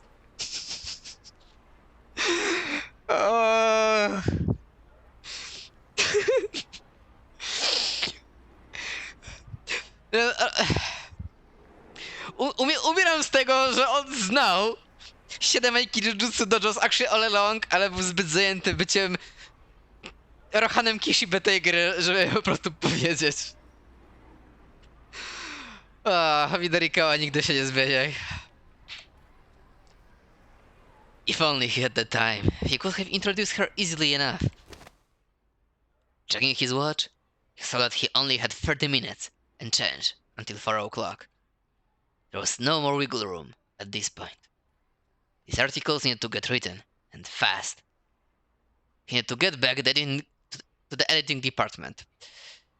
Czyli co, 34 minuty, żeby dobiec do redakcji i zapełnić 6 stron magazynu. Co to dla Minorikały? And yet? Oh, damn it to hell! I can't get work done like this. Minorikawa broke into a run. But he didn't run for Heaven Publishing. Instead, he went after Miku.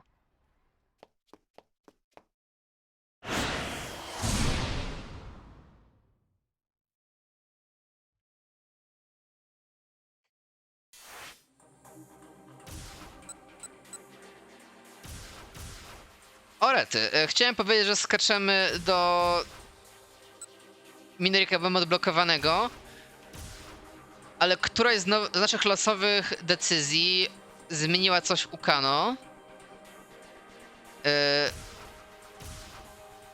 Zmieniła też u Marii, na których chyba dolecieliśmy w teorii do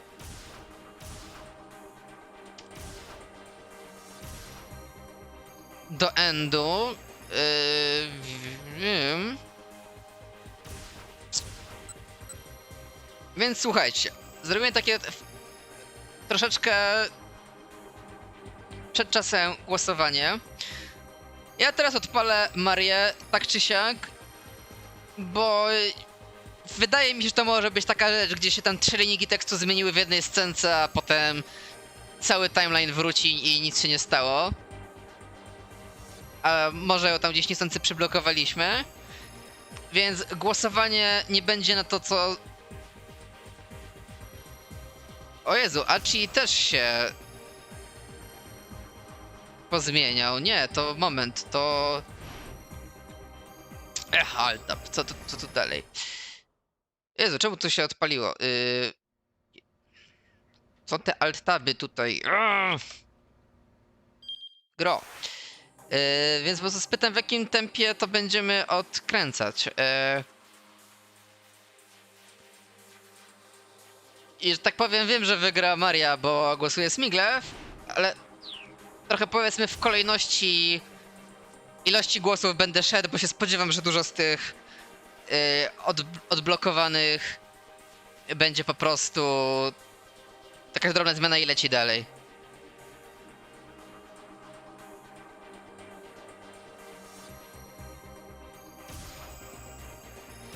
Dobra. Ja na razie kliknę Marię, ale zostawiam pole otwartego, bo mówię, spodziewam się, że zaraz potem będziemy coś dalej klikać. Minorikawa jest dlatego, że Minorikałę mamy jump pointa, żeby odblokować w razie czego.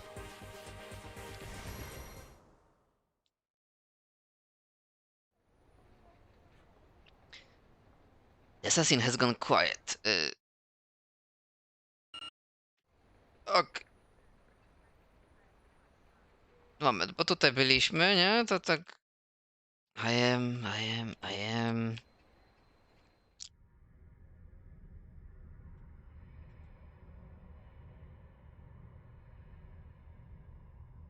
No i teraz coś nowego?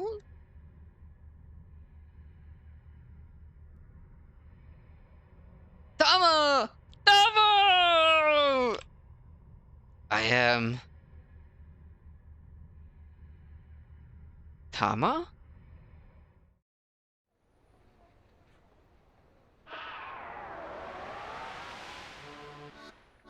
I turn at the sound of an exuberant voice, and see Mr. Nagishita running my way, flailing his arm in a friendly greeting. I swear, this guy could wind up banished to the pits of hell, and he'd still give it his all, day in and day out. Oh, thank goodness! It is you, Tama. I knew it. The man with the cane grumbles something incoherent, then holsters his gun and flees the scene. Huh.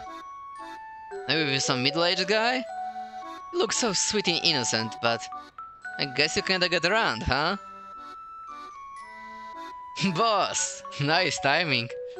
I do a little fist bump. Whatever he's doing here, I'm glad he drove off the guy with the gun. Hmm? What are you so happy about? And Nagishita gives me a puzzled look. But he's promptly distracted by his own excitement. Well, anyway, never mind that, Tama. He shifts down to a conspiratorial whisper. You know, I'm such an idiot. I can't believe I was in such a tizzy over some silly scratch card from a magazine. I can tell he has news he's itching to tell me. Did something happen? Well... He brings a hand to his mouth and giggles unsettlingly. I had a great little idea. Great way to strike it rich. I feel like I've heard this from you before. Mr. Nagishita shakes his head fervently. This time it's different. We're taking way more digits than before. Now, try not to be too surprised, yeah? Spittle flies from his mouth as he rattles on. Or, it's okay to be surprised, actually. In fact, I'm guessing you're definitely gonna be amazed this time, Tama. I can practically see the banknotes dancing in his eyes. Cut to the chase already. What is it you want to tell me? This time, get this. I got a line on 10 million yen. He thrusts his index finger skyward, grinning ear to ear. Surprised now? Yeah, you are. And it doesn't require any capital. It's no risk, high return. In the world of equity investment, a wise investor weighs risk against the potential for return. Many heavily risky projects, however, yield little in the way of actual returns. Such cases are called high risks, low return. The inverse, low risk, high return, is quite rare. The idea of no risk, high return is simply absurd. There's a crazy gleam in his eye. Oh man, I'm finally gonna get to be a part of the Billionaires Club. It's so ridiculous I don't even have a snappy retort for it. Never mind that 10 million obviously wouldn't make him a billionaire. By the way, you haven't seen Chiri, have you? We're gonna need her help to wrap up this 10 million yen. Chiri? No, I haven't run into her since the sales demo. Oh darn. Well, if you do happen to see her, tell her to get in touch with me. Sure, alright. I still don't know what he's going on about, but there's probably no harm in being helpful. Thank you, Tama. Guess I might as well give you a little hint. A hint? Yeah, a hint. Wanna hear it? Yeah, sure, thank you. Well then, guess I've got no choice. You put it that way, I just have to tell you. Mr. Nagishita clears his throat and proceeds to declaim in an unaffected tone. When the mighty stomach triumphs over the endless cavalcade of icebergs, the hero shall be blessed with fame and fortune. Huh? What the heck is that supposed to mean? He looks inordinately amused at my confusion. It's part of a legend. You only need to remember that one verse for now. You're going to bear witness to history. I feel like this guy's right out of some kind of story himself. Anyway, thanks for helping me out with the cheery thing. Adios! Spanish for goodbye. The true meaning is closer to the English farewell. In day-to-day interactions, most Spanish speakers use the word ciao. Adios can carry the connotation that you do not expect to see the addressee again. And then, like a whirlwind, Mr. Nagishita zooms away, leaving me alone in the alley. Phew! Suddenly, I feel totally exhausted. I let out a sigh and drop my eyes. And that's when I notice a notebook on the ground at my feet. Did the assassin drop this? I pick it up and look inside. There's a photograph tucked inside the back cover. It shows 3 young people, 2 boys and a girl.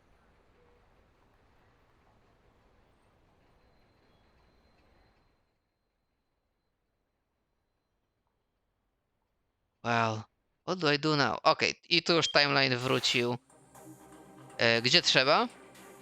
A drugim, że tak powiem, w kolejności głosem był stary dobry Shinekano, który zatrzymał się też na eksplozji minivana. Suddenly, a boom as loud as cannon fire shook the area. Something's wrong, Kano thought. That's no ordinary city noise. A column of black smoke rose up from between two nearby buildings. Passers-by stopped and stared, gasping in alarm.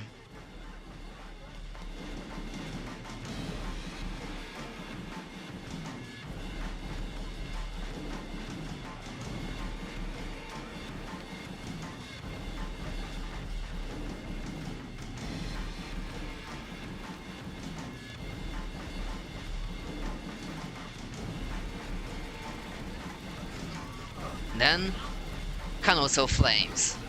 This hadn't been an accident. Someone had set off an explosion.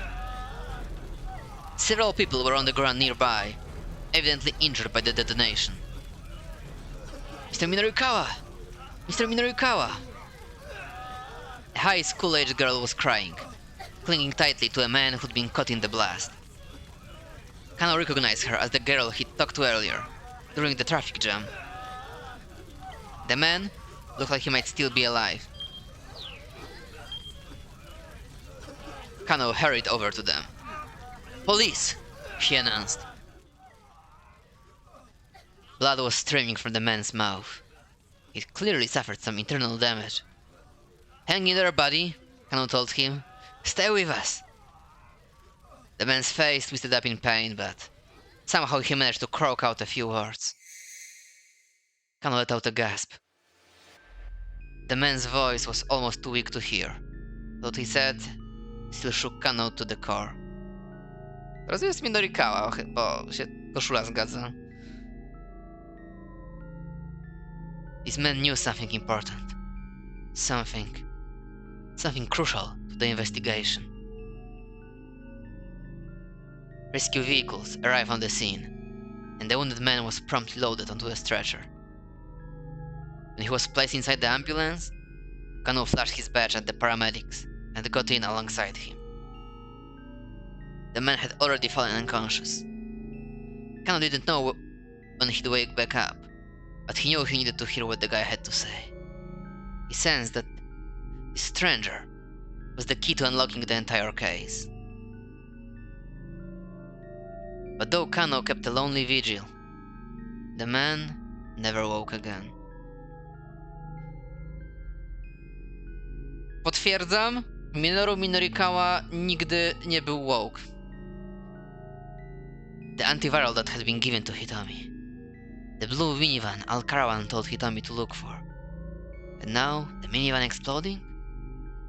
Kano was sure this man had known how all of this tied together.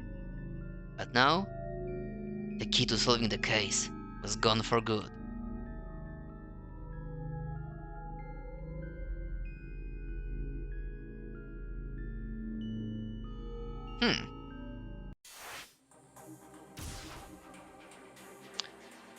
Czyli tak, pociągnięcie Minorikały daje to pewnie nam teraz odblokuje też Kano, bo tam coś wybierzemy, żeby stać 2 metry dalej. Będzie gituwa.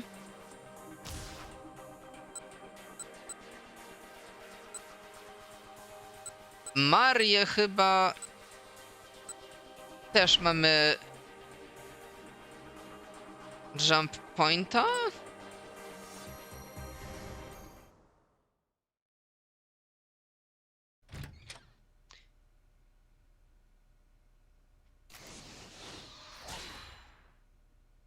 Nie, to Minorikawa. Dobra, to już wezmę jego, bo kliknąłem. Ale tak, Marię chyba mam odblokowaną gdzieś tam właśnie w którymś adnotacji. Minorikawa możemy lecieć, teraz odblokujemy Kano. I coś się zmieniło u Achiego, ale pretty sure, że tylko oglądanie śmiesznej scenki z Yenegishitą na kamerach i nie sądzę, żeby tam coś się zmieniło, po prostu będzie inna scenka i wróci timeline.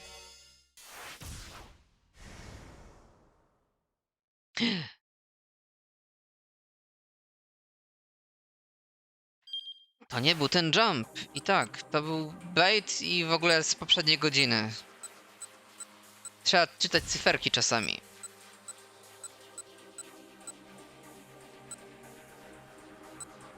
Tak, to była 14.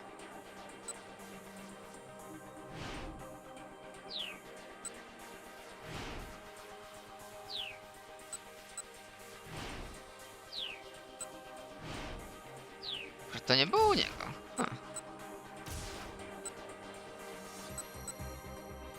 No i co, zrobimy Archiego na razie.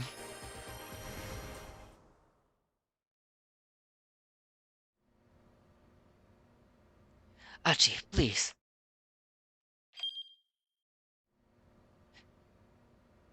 The weirdo rushed to the knick-knack shop on the center guy. Soon after, the man with the coat appeared and followed him into the shop.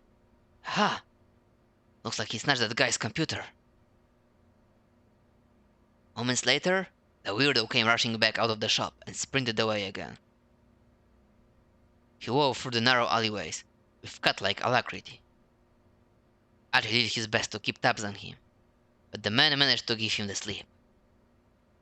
Wow, Hitomi said. She too had been watching closely. I'm kind of impressed. Mind if I keep at it? Archie asked. Sure. He continued scanning camera images, trying to locate the guy again. To jest actually ważne, bo przecież on teraz wpadnie na asasyna i zobaczył, że oh shit, jest asasyn na ulicy i możemy teraz kamerami śledzić asasyna. At this point, even Hitomi was invested in the quest to find the fugitive. But minutes passed and they didn't spot him. Archie was on the verge of giving up. Oh, that's me. Hitomi took out her cell phone.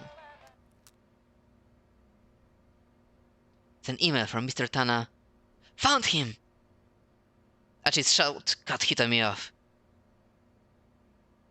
The guy was in a back alley off of Center Guy. He was talking with someone. Huh? Is that... Archie blinked a few times as he leaned in closer to the screen. Hitomi? You have to come look at this. That's my sister. Hitomi brimmed with excitement. For real? I think so. What's she doing in a place like that? And why is she talking to that guy?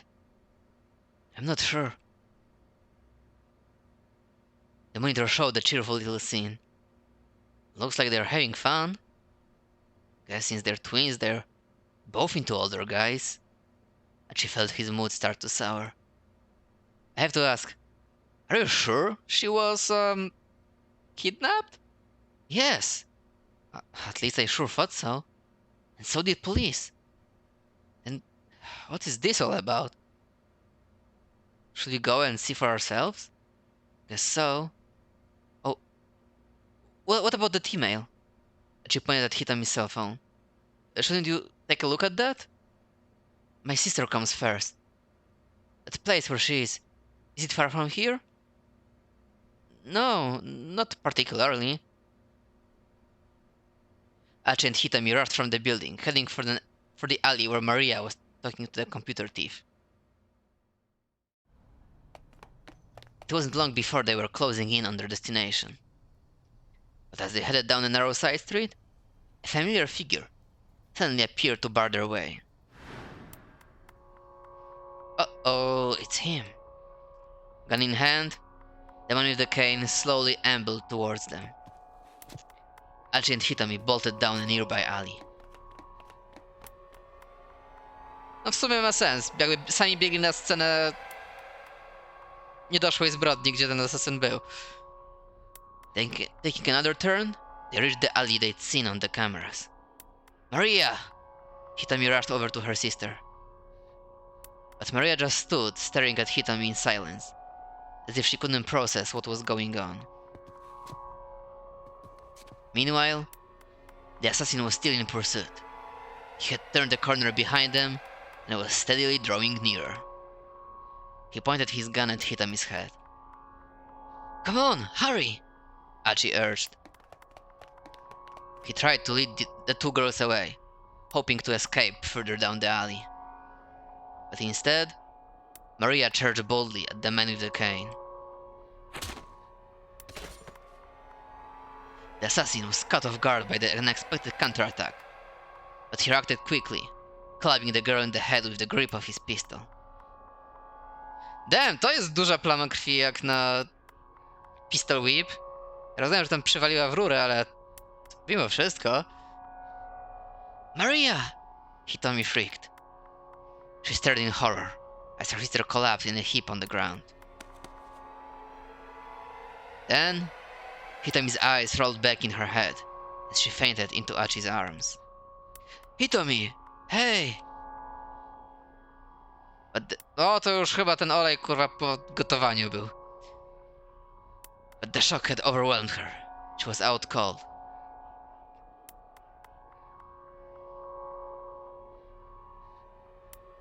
Slowly, the assassin lifted his gun again, aiming for Achi and Hitomi.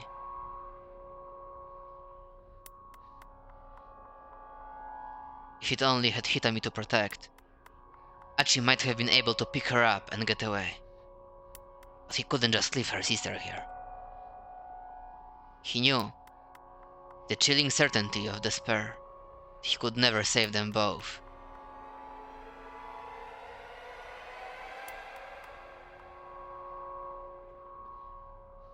Luz, Achi...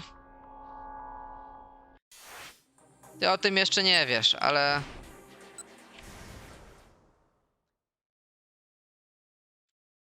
Ale Maria po prostu zapomniała użyć swojego Aiki Jujutsu.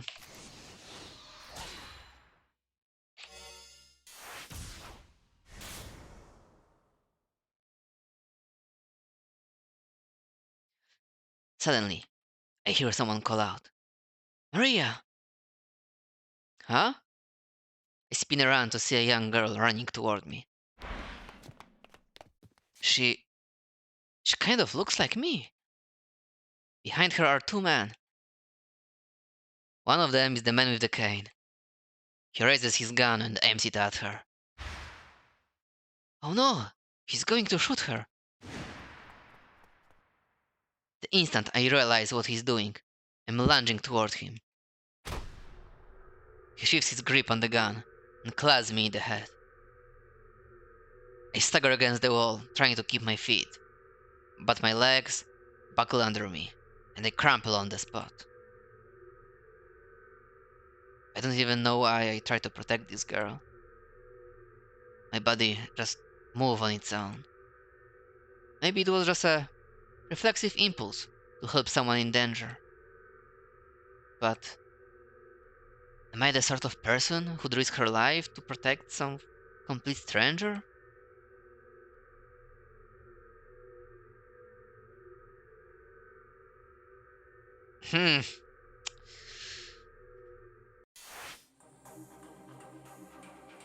Chyba obawiam się, że musimy jednak przegapić na kamerach pana Yanagishita i gdzie znaleźć siostry so far.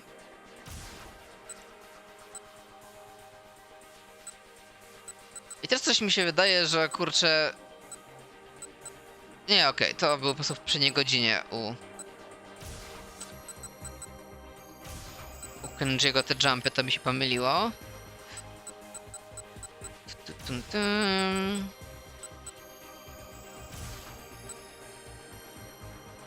No dobra, spróbujmy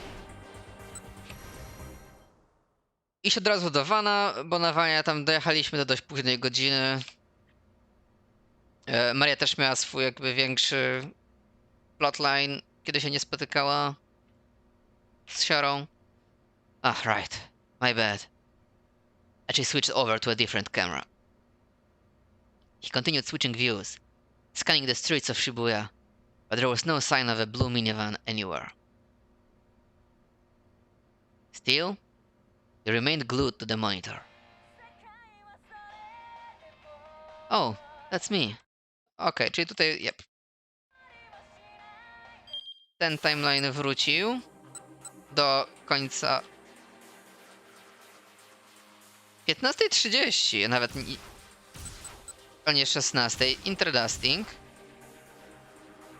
Ale to chyba po prostu, no, się szybciej kończyło jego, bo scenka z Vanem. I jump był do Minorikały, jeśli tutaj dobrze pamiętam.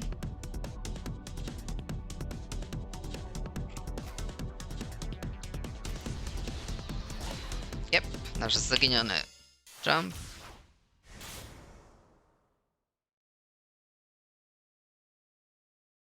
Tommy, wait! She ran along Koendori after Miku. As he ran along Koendori after Miku, Mirukawa heard someone shout a familiar name. Hitomi? It was a pretty common name. Ordinarily, he wouldn't have given it a second thought. But he remembered that one of the Miss Midoriyama winners was named Hitomi Osawa. That made him curious.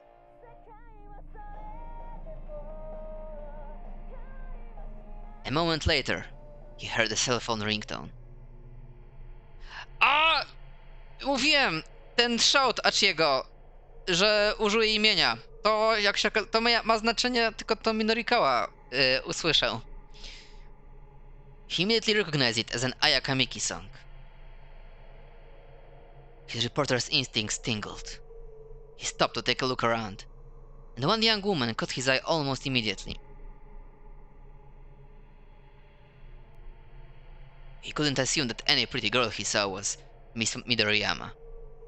After all, it'd be a little too convenient if he just so happened to run into her now.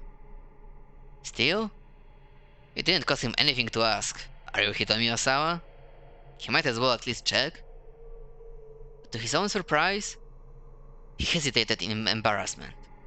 He'd never been too embarrassed to ask a question before. He didn't get a chance to contemplate that realization.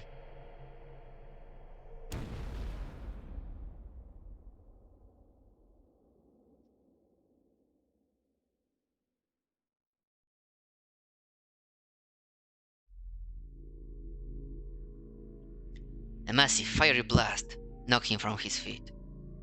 A deafening roar set his head throbbing. What was that? What's going on? He lay in a daze on the ground, trying to wrap his mind around what had just happened.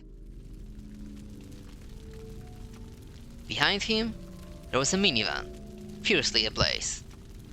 A minivan. An explosion. The first thing to pop into his mind was the attempted bioterrorist attack on Kasumi Gaseki 2 years earlier. An unoccupied minivan had exploded outside an MPD station, and afterward, a device meant to scatter a dangerous biological agent had been discovered near the subway. In the end, no one had been harmed. There were rumors the government had paid a terrorist organization a hefty sum to keep it that way.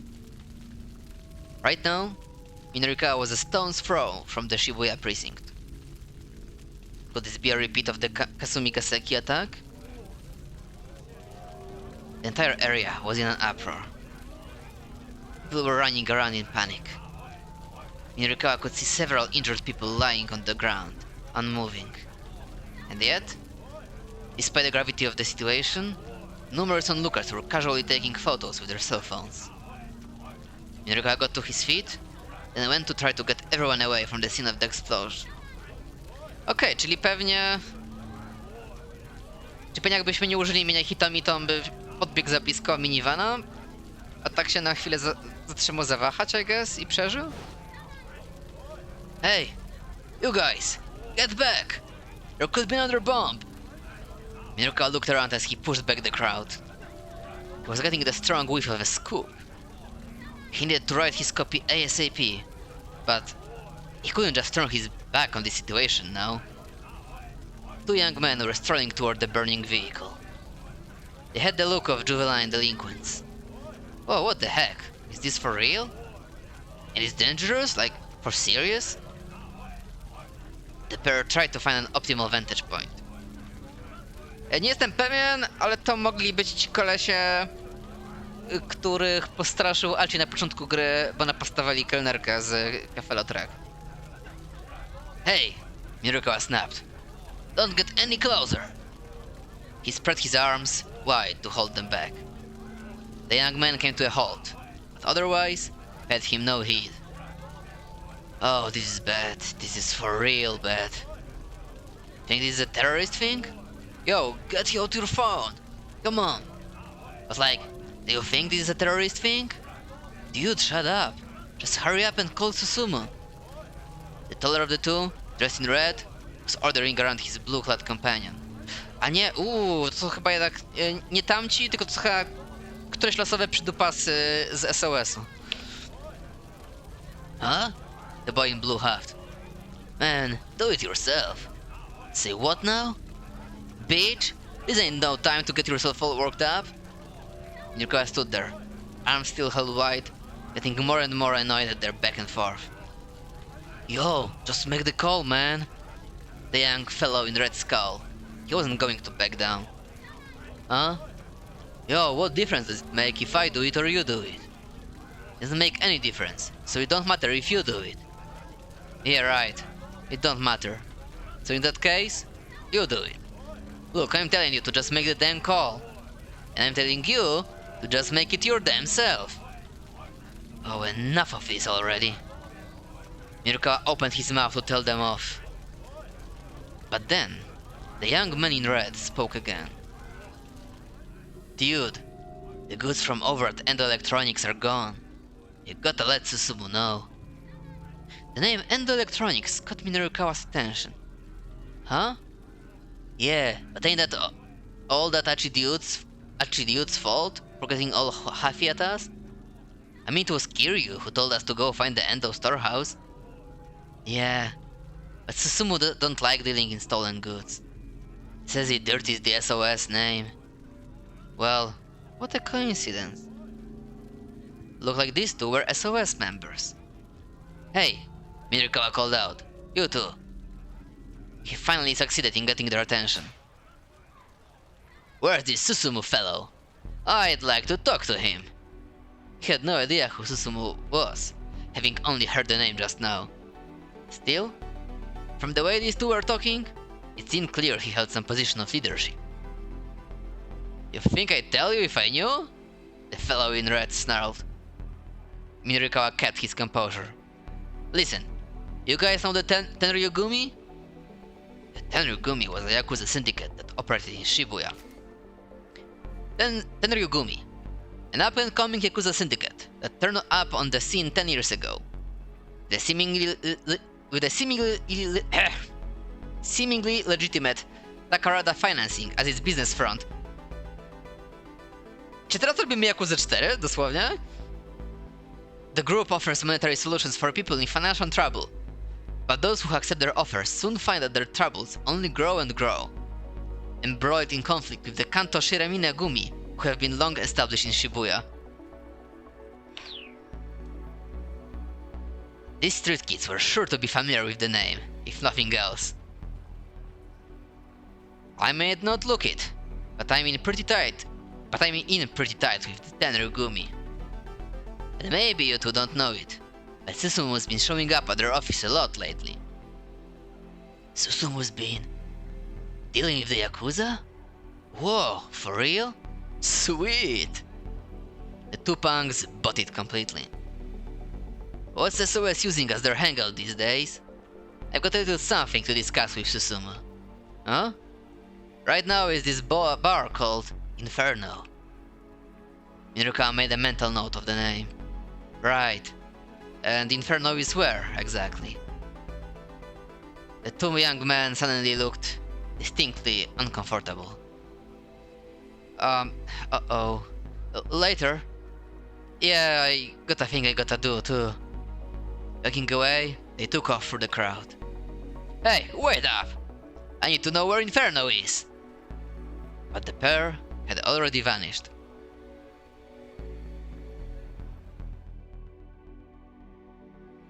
Ambulances began arriving at the scene, and paramedics rushed out to tend to the wounded. Excuse me, would you mind answering a few questions? Minorikawa turned to see a man in a suit approach him, flashing his badge. So, the detective with questions for him, huh? How about you answer a few questions for me? Was this an accident or an attack? We still don't know many details. Let me rephrase that for you. This is a major incident, Minorikawa exclaimed. Huh? The detective looked pretty flummoxed. I've been around the block a few times, and I know all your police PR lingo. And when you start talking about the details, it is 100% indicative of a major incident. Brushing aside Minorikawa's remark, the detective tried another question. Did you happen to notice anything unusual prior to the explosion? Unusual? Minorikawa thought back to the moments before the minivan blew up. Now that you mention it, I think I heard the cell phone ringtone. The detective tilted his head. A ringtone? No, never mind. Forget that. There's no way the ringtone on someone's phone would be audible through all of that. Minorikawa struck the thought from his own mind as he said it. In all likelihood, he'd associated the ringtone and the explosion simply because one had happened right before the other. Kano. A large-statured Caucasian man had called out to the detective. Evidently, the detective's name was Kano. Thank you for cooperation, he said with a bow. Then he ran over to the foreigner.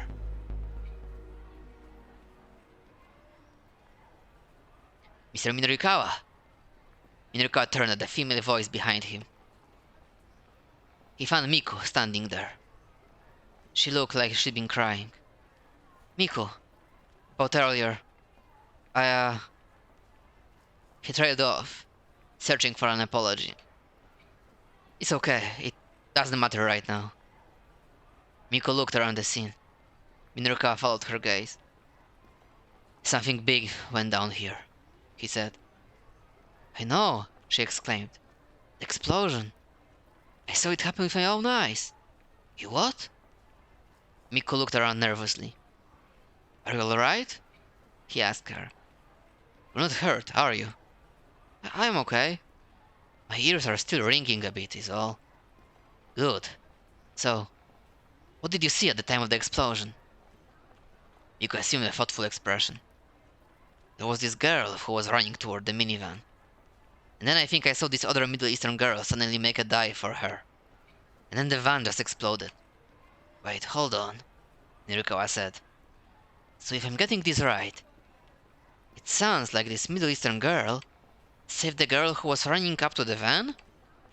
Miku nodded. Just then, Minorikawa's phone chimed. He'd received an email. It was from Chiaki. Mr. Mino, are you still working on your copy? He checked his watch. At this point, the 4 o'clock deadline was barely 20 minutes away. Nonetheless, he decided to stay at the bomb scene. He could definitely smell a scoop here. He was sure of it. Even if he couldn't get his 6 pages done by 4, landing a major scoop should be enough to persuade the loan company. Minorikawa jotted his phone number down and handed it to Miku. I'll make things up to you, he said. Give me a call later. Miku took the scrap of a paper, puzzled. If you're looking for an Aikijutsu dojo, I know a few. At that, her face lit up. Minorikawa decided to process the scene for clues. As he wandered around, he caught sight of Detective Kano and his Caucasian colleague heading down an alley. What's that I smell? Something pretty damn fishy. If they were slipping away for a private conversation, maybe there was some way he could listen in. Minorikawa hurried into one of the buildings that bordered the alley.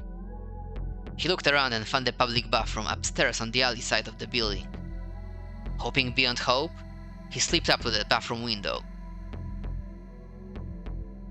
Voices outside. He held his breath and listened. Those international criminals you mentioned? Kano's words were faint, but he could make them out. Minorikawa did a little fist bump.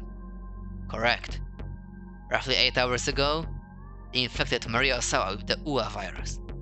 Then, they let her loose somewhere in Shibuya. Hold on. By Ua, you mean?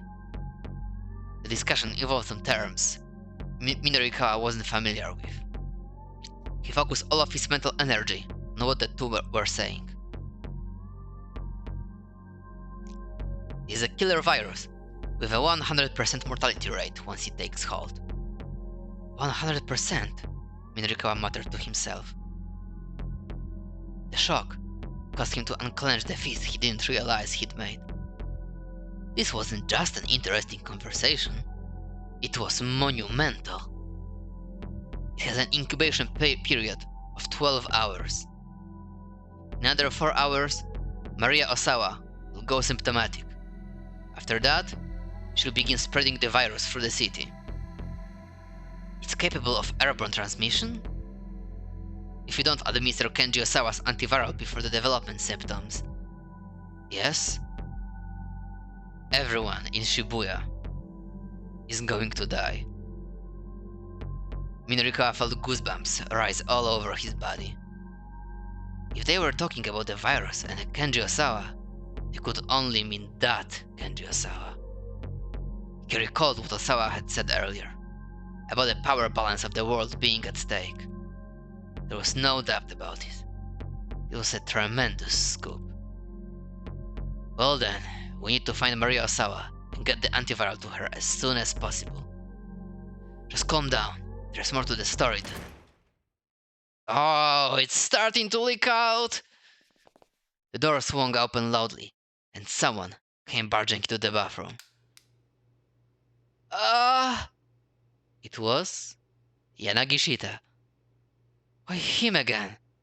And why here of all places? Oh, I'm leaking here! Nagishita was on the verge of hysterics. His voice must have been audible outside. Kano and his companion went to take their discussion elsewhere. And they'd just been getting to the good part. You son of a bitch! Enraged, Mirukawa grabbed Yanagishita and tossed him to the floor. I'm leaking! Shut your mouth! He put all his strength into an ankle hold and gave it a good twist. Ankle hold. Professional wrestling technique that involves grabbing the opponent by the ankle. Being caught up like this can be extremely painful. It also puts a lot of pressure on the lower body. And if you're already fighting the urge to urinate, well... Yanagishita wailed.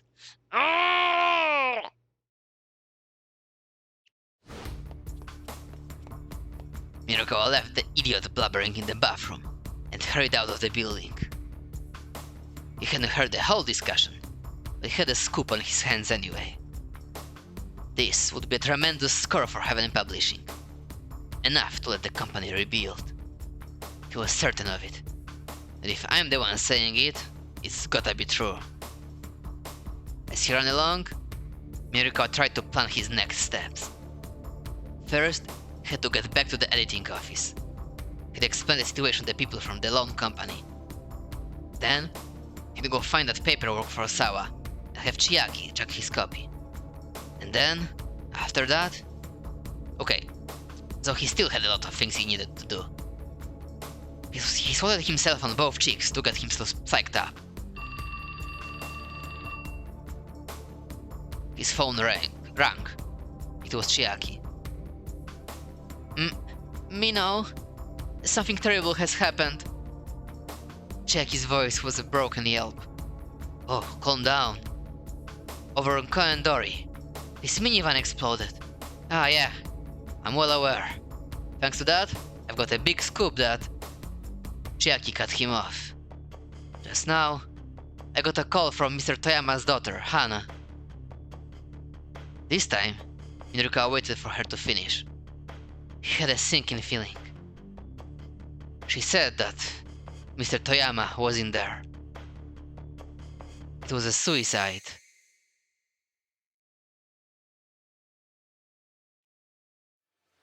Mirukawa's knees buckled. Tell me you're joking. No, I mean, the van explosion is all over the news. And Hana was in tears on the phone and... Mr. Mino? Mr. Mino? Are you still there? Toyama had killed himself?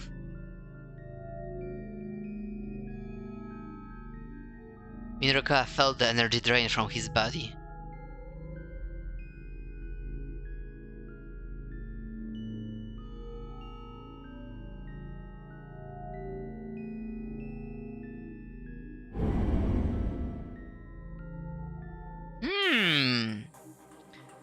Czyli redaktor Toyama w jakiś sposób został wciągnięty do wana z worem na głowie związany i wysadzony bombą? Dlaczego? Czy ma coś wspólnego z dużym plotem? Może. Ale skomplikowane samobójstwo, co nie? I może jeszcze sobie strzeliło 8 razy w potylicę dla pewności. Ale to znaczy, że chociaż tak w teorii tej naszej godziny 15 tak dużo nie zostało, to tak jeszcze tam parę decyzji może być, trochę skakania, więc jak Minrykały robiliśmy, to myślałem sobie, a może tak sobie jeszcze z 15 minut, 10 minut dłużej zostaniemy, żeby tą godzinę zakończyć już tak fest, ale tak coś mi się wydaje, że wbrew pozorom to może się spokojnie z pół godzinki czy coś przeciągnąć, więc zostawię was na tym cliffhangerze i tym, że mamy 4 godziny, żeby znaleźć Marię, zaciągnąć do laboratorium i dać jej antywirusa, albo cała Shibuya kind of dostanie wirusa UA. A też dodam, że oryginalny japoński tytuł, który zaraz zobaczę, jak się to wymawia w ogóle.